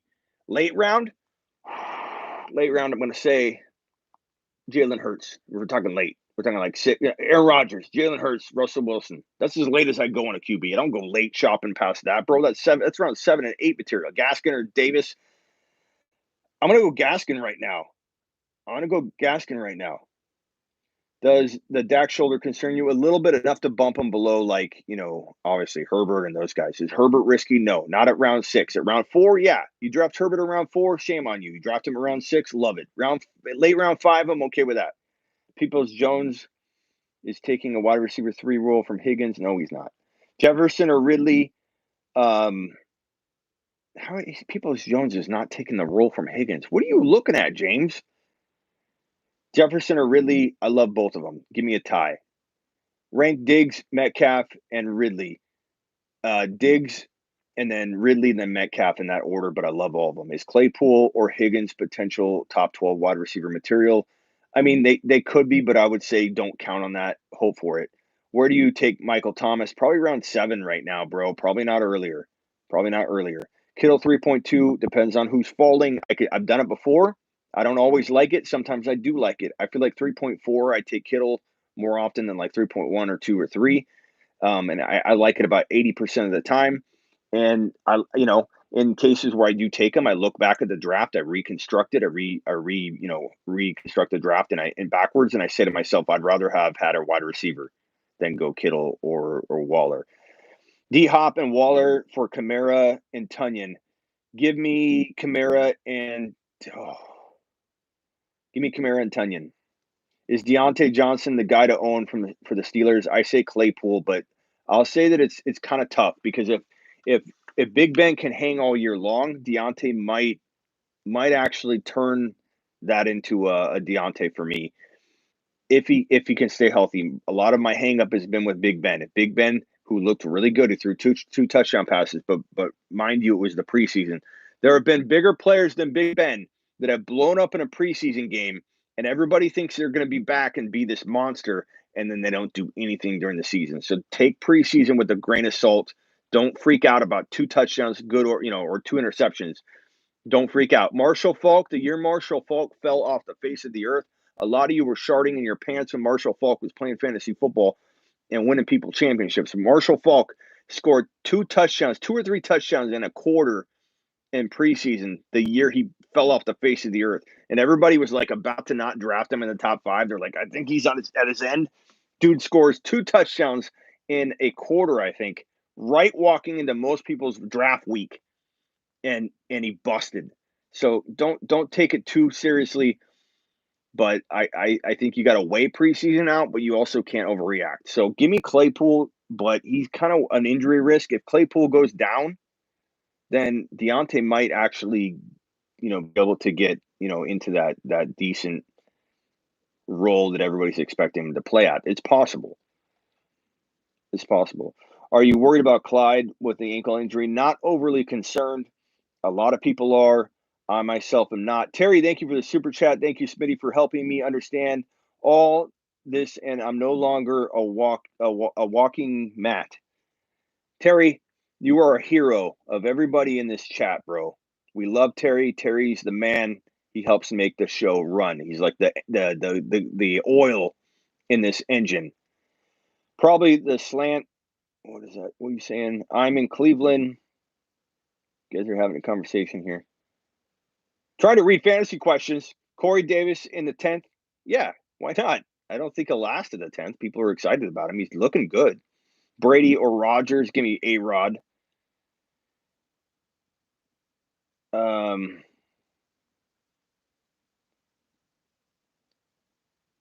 Good spot for Elijah Moore.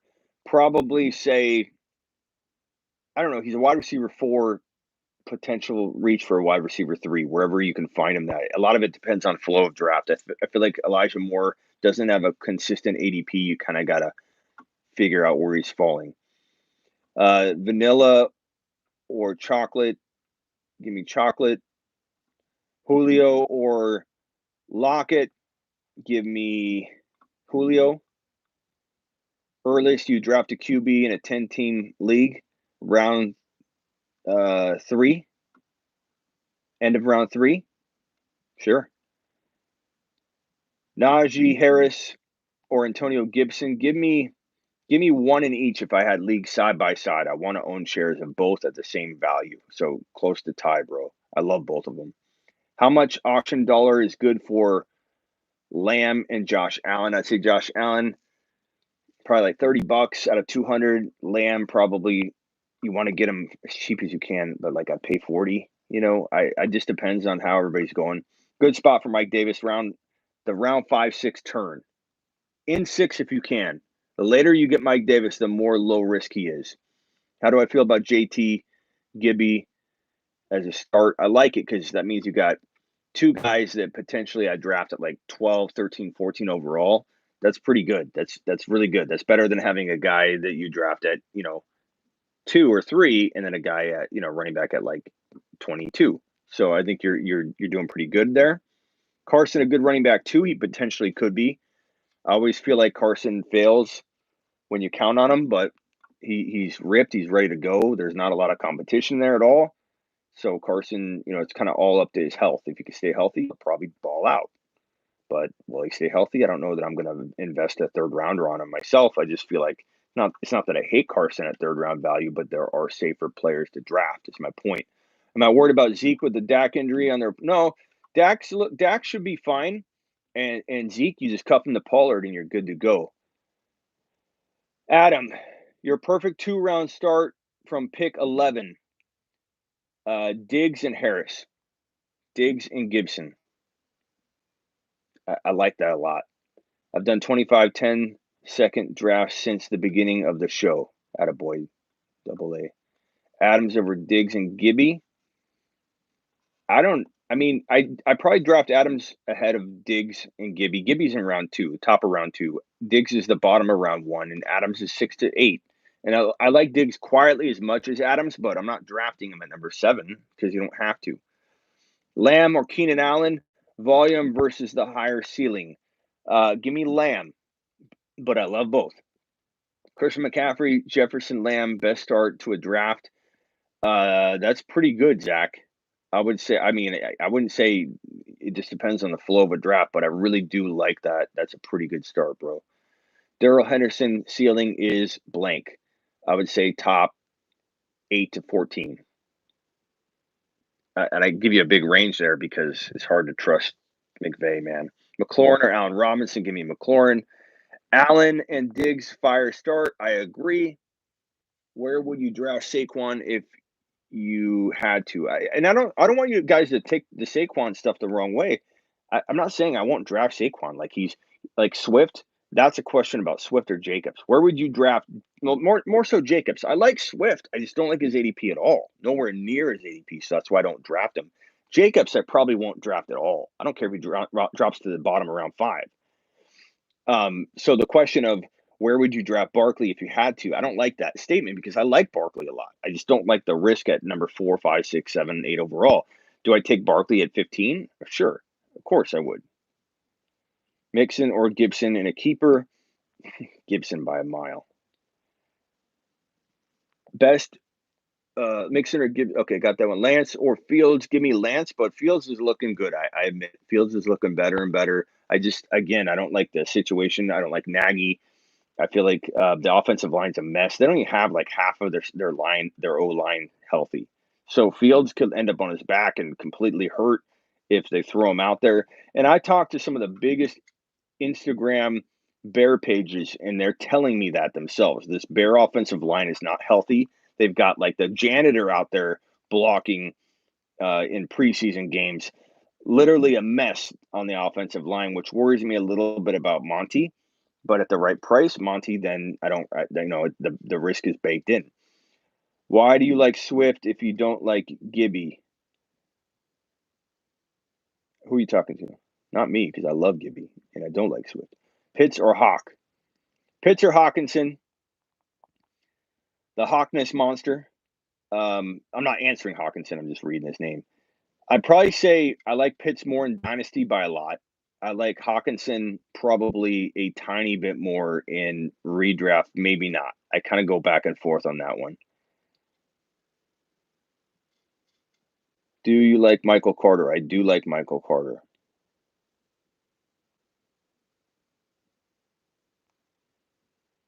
Saquon with JT and CEH. I mean, yeah, I like that, but what are your wide receivers going to look like? It could work. I'm not saying it won't work. Saquon or Gibby. You're not going to like this, but I like Gibson more than Saquon right now. There's too many unknowns with Saquon's injury. I'm not saying he suffered a setback, but it certainly feels like, given how athletic he is, he would have already been ready to go. And right now, we don't know if he is going to be ready. Evans or Godwin? Give me Evans. Cuff either one of them to AB, though, and you should be good to go. Is Pitts just going to play jump ball inside the 20 and get double-digit TDs? He could. And that's why I like Pitts a lot, but I feel like we need to pump the brakes a little bit and make sure we're not drafting him as like a third-rounder redraft. Like in Dynasty, I'm excited, but we got to pump the brakes on a third-round pick for Pitts. I've seen that happen a lot, and it's crazy. Why hasn't Pitts played preseason? I don't know why a lot of players haven't played preseason, bro. It's weird how some teams has Pitts not played at all? It doesn't sound right, Noah. Does it? Somebody confirm that. Gibson, Najee, or Eckler half PPR. Give me Gibson and Najee tied. And again, I'd rotate those guys if I was giving them 2 drafts side by side at number 15 overall. I'd take Gibson in one, Najee in the other. And then Eckler below that. Adam says highest round top draft Herbert. Highest round top draft Herbert. 2 draft Herbert, I think is what you mean. Bottom of 5. Where to take Washington defense without reaching? You know what? I found you can get them in the third to last round. So everybody goes defense and kicker like the last round, the last 2 rounds. If you go the third to last round, a lot of people take the dive right at the beginning of the second to last round. So I've found that I've gotten Washington in the third to last. When who cares if you go 1 round early? With Cook, Harris, Kittle, are you comfortable with Allen Robinson as your wide receiver 1? Cook, Harris, Kittle. Yeah, I'd be comfortable with that, but I'd rather have Lamb. Why do you like CD over Amari? Because my eyeballs tell me so, James. How could you not? How could you not? I feel like Lamb looks like a top 5 wide receiver in the making, bro. He's just bleeding talent. He's an absolute monster. Stream defenses, Double A says, not a bad idea. You got to be good at that, though. Not everybody can stream defenses. Terry, if you can stream it, bro. Definitely. But you got to be good at it. You got to plan ahead. You got to have like the next week's team already on your roster. People only usually look 1 week at a time. So if you're 2 weeks out, 2.5 weeks out, you can really clean up on streaming defenses. Why do you like Gibson or Taylor more in PPR? Give me Gibson. Taylor, I have ranked like around 14, 15, 16. Probably too low for a lot of you.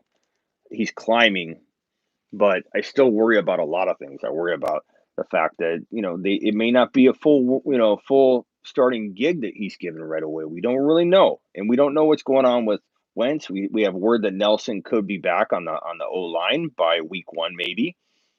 But there's still question marks, and I think if we raise Taylor ahead of Adams and Hill and Diggs and Harris and Gibby, we're running some risk of being disappointed. I think after that, I'm okay with JT being drafted. Barkley after that, I'm not saying to avoid JT. I'm not saying to avoid Barkley, but I think if you're smart with them, you'll realize there's more opportunity in Najee Harris than there is in JT and Barkley, at least a safer opportunity. Could I change my tune? Absolutely.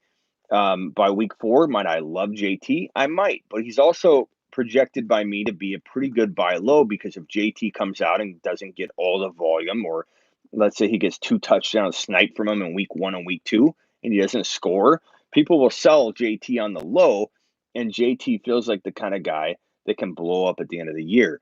Kind of like, he did well at the end of last year. I could see JT balling out at the end of the year. So he's a great buy low candidate. Understand what I say when I tell you to avoid a player. Far too many people come to me. They watch a brief amount of my content. Then they say, okay, Smitty, I remember you hating Jonathan Taylor last year. Then you're not listening to what I'm saying, because I'm saying I like JT.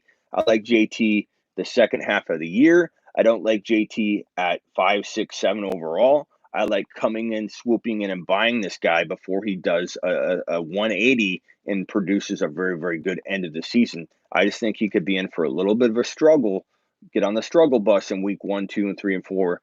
And then from there, we kind of, we go from there in terms of like, do we trade for him? Where's the value? Ayuk looked bad. Ayuk did drop 2 balls, but he's looked good in practice, and so I'm not going to hold it against him too much. Niners to cut Ayuk? No, they're not. Come on, bro.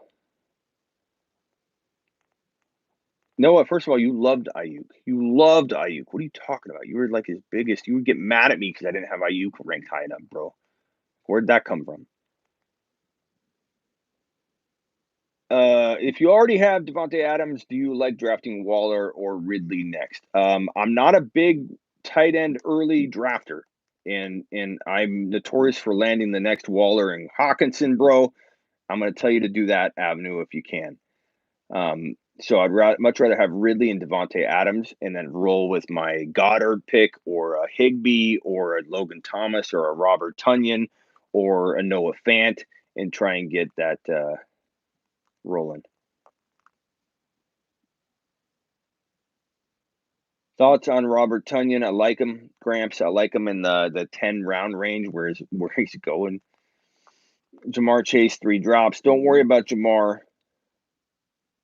I like Jamar. We got 101 people in the room. 75 thumbs up. Let's punch it. I appreciate everybody hitting that thumbs up. Smitty, call your brother and tell him to make his pick. Look, I've been trying to get my brother to draft.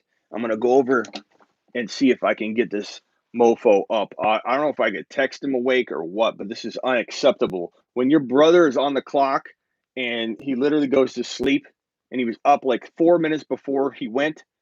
Let me refresh. He might have picked. He's on the clock. He's on the clock. He's on the clock. My real broski. Let's tell my broski to take a lap.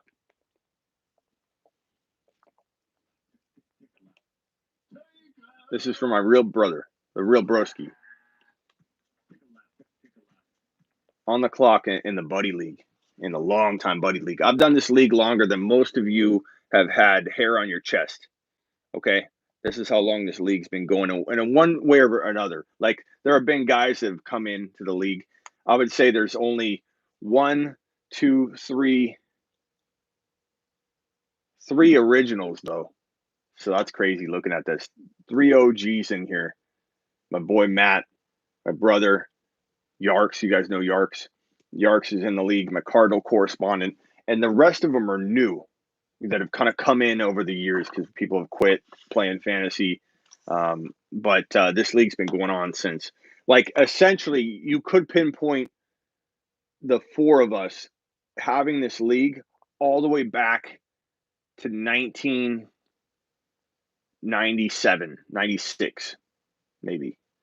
Since 1996, the four of us have been together. The four of us have been doing this league, and then the other people have come in. So, yeah, Todd's been in one since about the same. So this league's been going a while. This is the first time this league ever took place. We did stats with a paper and pen from the box score in the library, bro. That's how long ago this was. Thoughts on Devontae Smith? I love Devontae Smith. If Miss Smitty and the little one wasn't sleeping, I would smack this thing and say, Devontae Smith, I'm ruling a top 6 to 7 wide receiver of the future in fantasy football.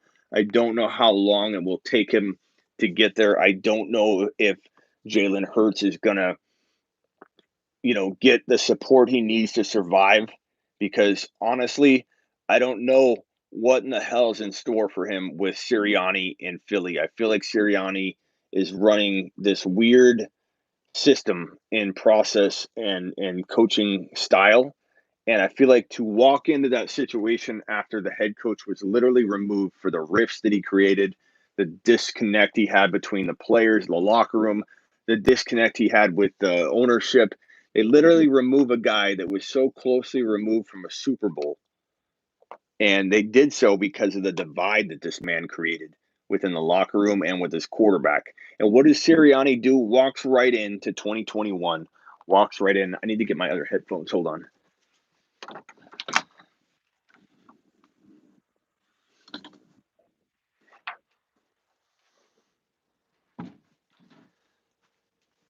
Can you guys hold on? I'm gonna take these out. Audio change? Did the audio change? Let me know if you can still hear me. So I'm gonna put these in.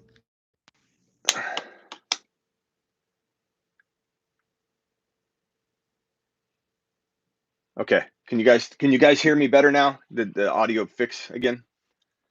Hopefully that you guys can hear me now. Let me know if it got better. Okay. Sirianni walks in, okay, to a mess of a situation. And he goes, I don't know who my starting quarterback is. We'll see. Maybe it's Flacco. I don't know. I don't know. I just watched the head coach get removed by plugging in Jalen Hurts. Jalen Hurts balled out. Every single one of you, I'm talking to you, me, started talking up Jalen Hurts as a top 5 dynasty quarterback after his first outing. What was that man's stat line? Let me look up Jalen Hurts. What did he do in that first start last year? It was phenomenal. Jalen Hurts in 2020 had, what was that? What week was that? What week was that?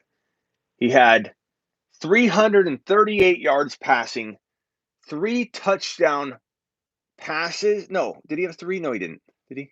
Yeah, he had 3 touchdowns, 63 rushing yards. Look at this stat line. Look at this stat line. This is what Jalen Hurts did. Jalen Hurts did this in week, where was it? Right here. Against, what's it, the Cardinals? Was it my Cardinals that let him do this? Look at this. 338 yards, 3 touchdowns,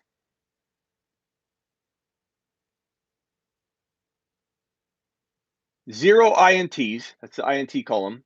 3 touchdowns, 11 carries for 63 yards and an additional rushing touchdown. Jalen Hurts dropped 338, 3 TDs, 63 yards, and 1 TD. He was the best thing since sliced bread.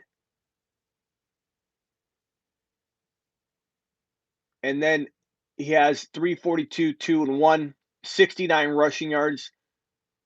Look at this, 2 TDs there. Are those stats right? Can anyone confirm those are right? Is this like spitting out the correct stats? Like, I remembered it being great. I didn't even remember it being that good. Like, that is insane. I got to look that up and double confirm this. Jalen Hurts, 2020 game log. I got to look this up because that's game log 2020. I got to confirm. I feel like if I'm cranking out the wrong stats here, I'm going to feel like an idiot. That seems insane. That can't be right. It's right. It's right. It's right. Look at it. I mean, I knew it was great. 338 against my Cardinals. Way to go, Cards.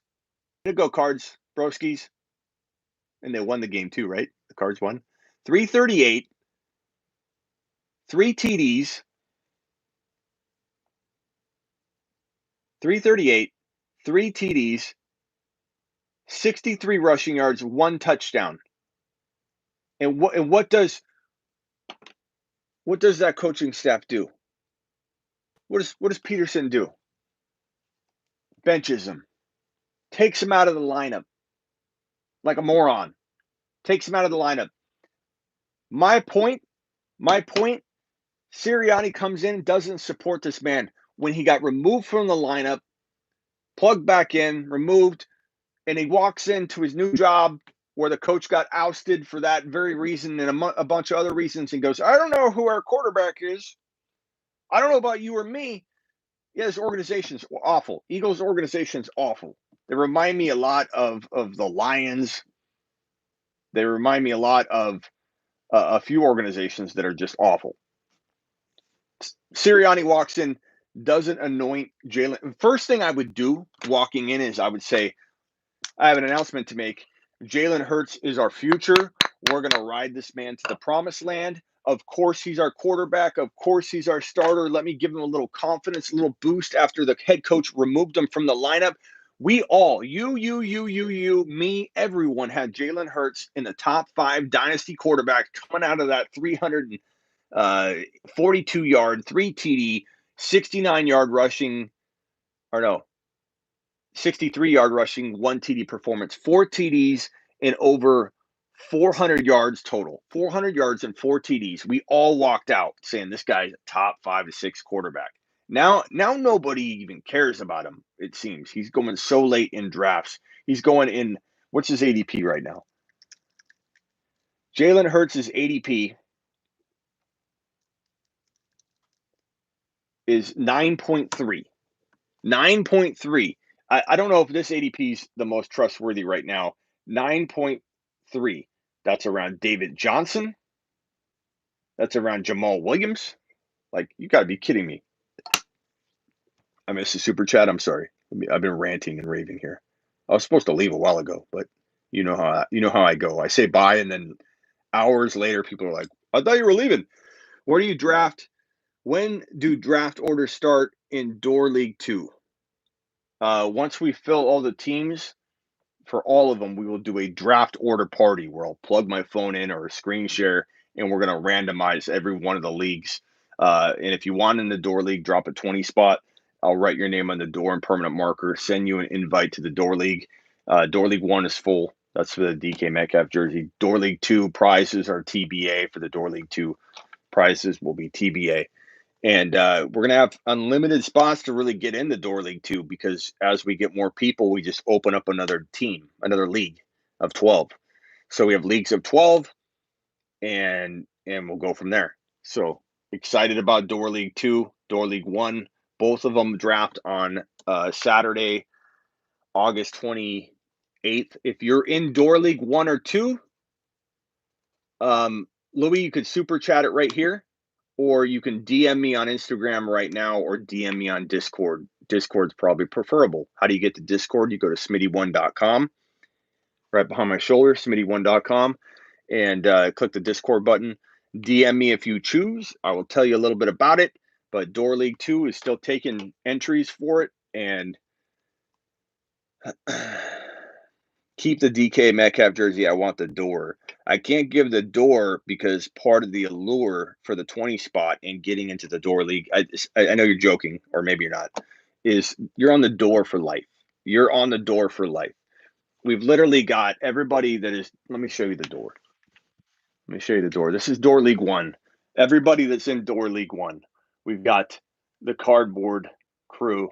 We got Terry Roberts. We've got Jerry. We've got Grant Land, our defending champ. You're taking the jersey. This is the DK Metcalf jersey. Is Grant holding it? If you want it, you got to take it from Grant. We got T-Man. We've got Linton.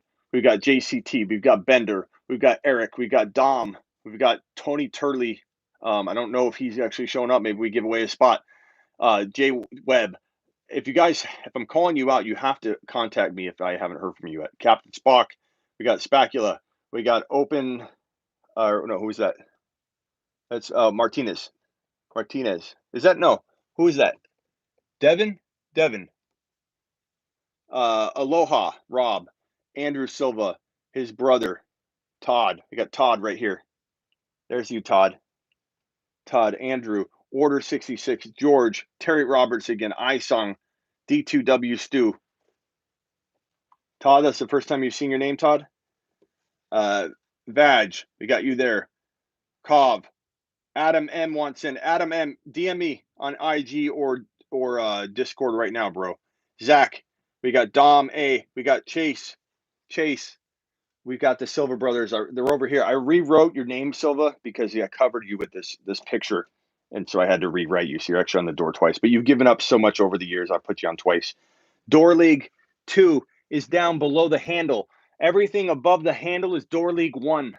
That's Door League 1. Congratulations. Let's hear a round of applause. Get some fire emojis. Some round of applause down below for all the entries into Door League 1. Take a bow. Now on to Door League 2. Door League 2, we've got Dominic. We got the Dom Meister. We've got Ale. We've got Terry Roberts again. Look at Terry all over the board. We got Badge. We've got Kurt, the Big Hurt. We've got Rem. We've got the Cardboard Crew again. T-Rex, Jordan. We got Umberger. We've got, is that Hemmings? Oh, that's Jordan Hemmings. Derek, Just. We've got Austin. We've got Spatula again. We've got, who's this? Bernard. We've got 88 Penn State. We got Kevin. We got Robbie. We got Noah. The Noah Sarver, not Noah. We've got Ezekiel, Rico, Baked In Boys, Reckless, Official. We have Young. We've got J-Rod. We've got Jordan. We've got Mark Cleveland. We've got JP. We've got Cruz. We've got Nick. We've got Spy. Everybody give a round of applause for the entries for Door League number 2. I commend you. Smitty, read my super chat. James says, chill. Don't say chill to my boy who's super chatting. James, you chill. You can say whatever he wants. Let's see. Super chat. Going to get it, Adam. This is for Noah Moon to get into the Door League. Says Adam.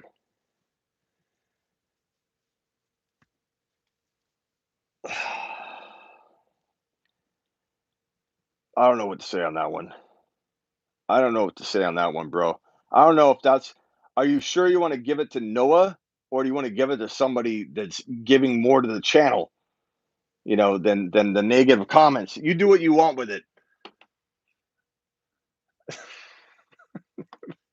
I mean, there's a lot of other people that might want that, so you do what you want with it. Why don't you think about it? Give it to Noah the GOAT. Who's the best shot at number 1 overall other than Christian McCaffrey?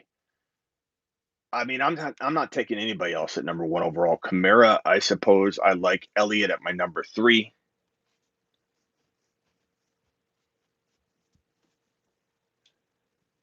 Too late, already chose Noah, says James. I don't know about that. He can do whatever he wants. It's his super chat. Fields over Lance. I say no.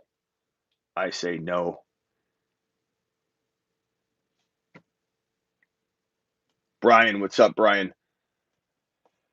So Jalen Hurts, we're talking about Jalen Hurts before that came in.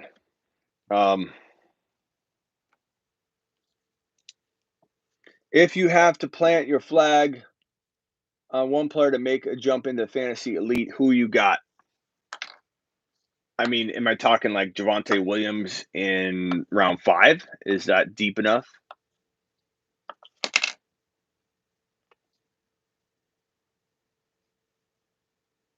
He didn't say what the door league put.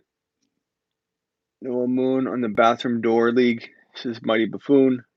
Kamara or Zeke. I go back and forth. I probably draft Kamara if I'm in a vacuum, but if like I have 2 picks at the same place, I'd go Kamara one, Zeke in the other. Shower curtain league. I don't know what we're gonna do next year when we run out of door spots. I might have to write on the studio wall right up here. These are for all my lifetime members of sleeperu.com that buy a lifetime subscription. I put them on the door over or on the wall over here.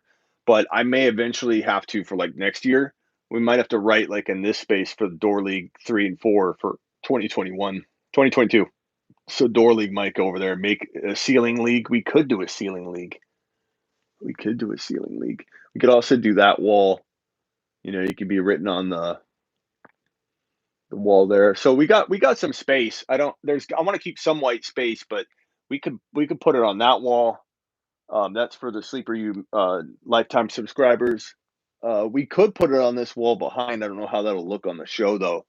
You know what I mean? Like I have a clean look going behind me, and if you just saw a bunch of like writing on the background, I don't know about that. So definitely looking in those other areas. Still knocking walls. The misses would love that. Yeah. Evans or Godwin or neither. Give me Evans and then cuff him to AB. Or do I think Zach Wilson finishes top 15 potential as a rookie, as a quarterback, top 15? Yeah. Yeah. Zach Wilson could be a top 12 rookie, even as a rookie. $100 super chat gets you in Smitty's back tattoo league. Untrue. Although if you do a super chat right now, I will write you all over my arm right now in permanent marker, which may or may not are not permanent. Yeah, actually, this one's not a permanent marker, but it almost is like one. It rubs off, but not on skin. I will write this on $100 super chat. I'll write you on my arm for the remainder of the show, and we'll see if it comes off by tomorrow when I record videos because I record every day, and I'll probably be scrubbing, and it probably won't come off. So you'll probably see it on the next video. It'll be Todd. Chubb or Aaron Jones. How much for the lifetime? Go to sleeperu.com. Sleeper the letter u.com. I have a package for just content, and then I have a package for content and lifetime email advice to go with it. So you have to check out both prices, but go to sleeper the letter u, right behind my back. Sleeper the letter u.com and check out that lifetime membership, broski. Are all these leagues on Sleeper? They will be. I was going to do one of them not on Sleeper, but I decided to break Door League 2 up into 2 groups of 20. All the other Door League Door League 1 into 2 groups of 20. And we have a special way we're drafting that. So I'll break that down. Hawkinson or Andrews? I'm going to say Hawkinson. Here you go, buddy. Start writing. Thank you, Terry. I appreciate it.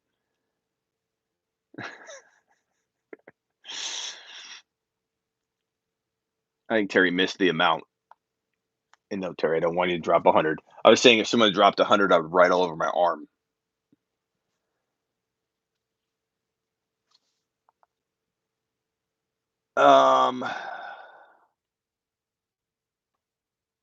You sure, Noah? What Noah say? In a 12-team PPR pick, 12-team PPR, what pick would you hope to have? The answer. Somebody tell Christopher. The answer is always 1.1. There's not a single argument for why you wouldn't pick the 1.1. Not a single argument, bro. Because you not only get the best player. Okay, you not only get the best player. You get the best third drafted player where there's a cutoff around 3.2, 3.3. And so you get two potential top 12 overall players at 24 and 25 because at top 12, DK, A.J. Brown, Clyde Edwards-Helaire, those guys, some players. You don't need to take a lap, Terry. You never need to take a lap, bro. Here, Terry, this one's for you, for all that you do. Boom. That's what $5 gets you. The lifetime price is solid deal, actually. Double A says, attaboy.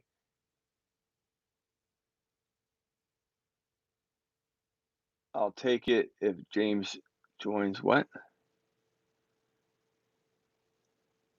Brian Edwards, wide receiver 1 potential. Gramps, I don't know if I'd say wide receiver 1 potential. Smitty, give my door league spot out to somebody. Okay, I'll do that right now. I'll give it out right now to somebody. Who wants a spot in the door league? Who wants a spot in the door league? This is from Adam. Smitty, give my door league spot out to someone.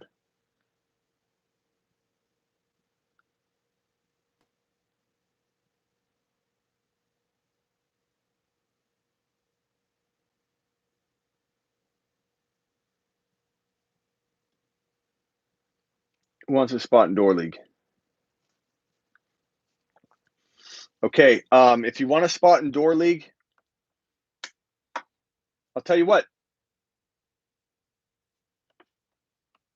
You know who gets it?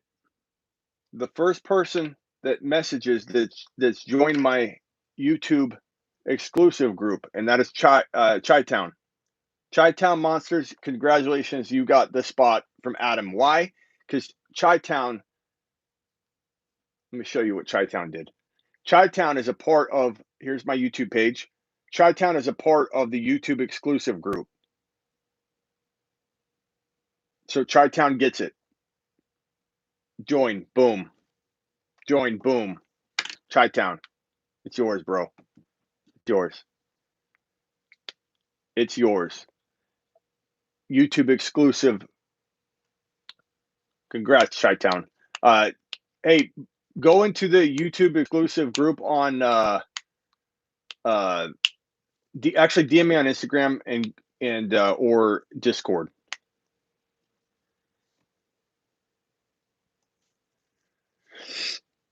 Thanks for giving it away, Adam. I appreciate you. Smitty, can I get a free lifetime membership? Says ZL.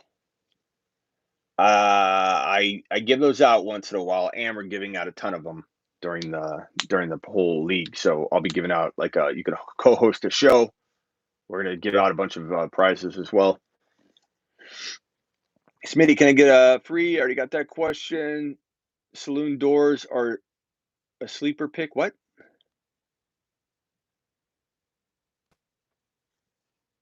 What time are the drafts? We're drafting at what was it, noon? I forget, noon or something.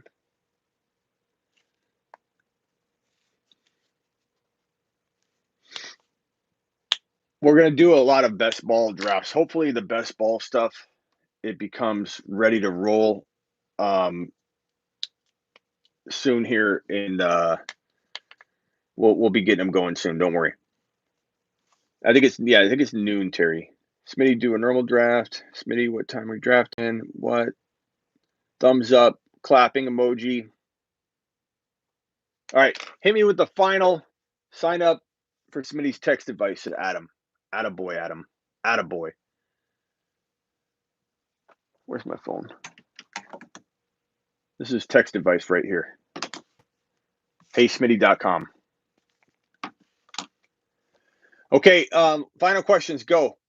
I'm going to answer just a final few questions, and we're going to roll out of here. Go. Final round. We've been live for 2 hours.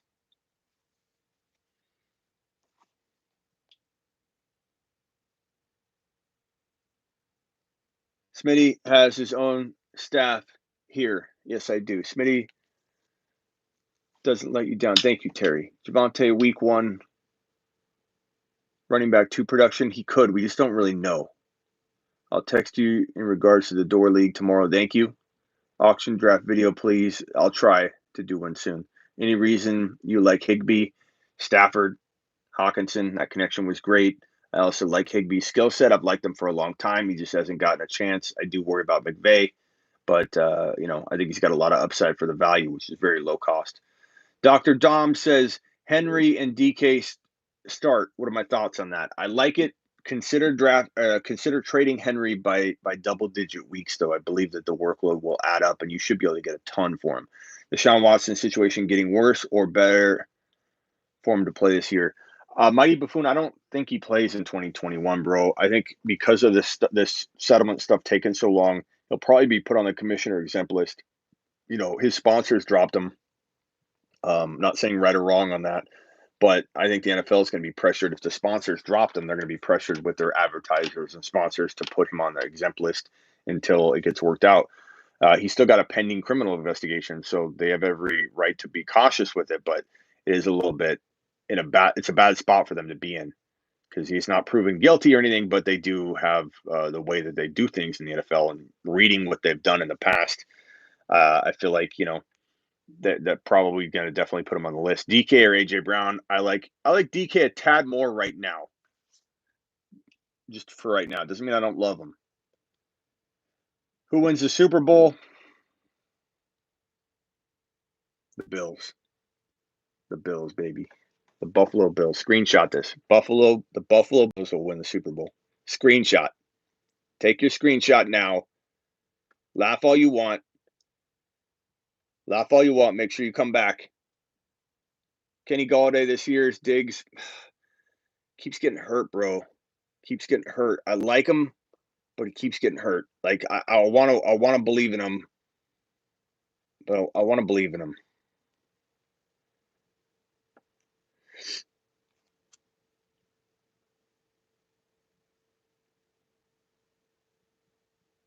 Okay, guys, I'm out of here. I appreciate all of you. Good show tonight. I got some editing to do. How many people in the door league? I don't know. I showed them all. Ton. If you have not heard from me yet about the door league, DM me. I'm out of here. Thank you to all of you super chatting. Terry, you're the man. Terry's the man. Terry's the man, man. Adam, appreciate you, Adam. God, I forget everybody that. Let me just try and go through the super chatters. 1 second. I like to give you guys your shout out for super chatting. I always appreciate it. It's never expected, but it's always a great way to support the channel. It helps me do what I do, and so I couldn't do anything without you guys. But Adam's always dropping donations, man. Adam's the man. Terry's always dropping something. I appreciate Terry. Never expected, bro. Never expected, but I always appreciate it. Adam, Terry, Adam, Sammy, Adam, Sammy. Did I answer all your questions? I don't see Dobbins having a Drake bust.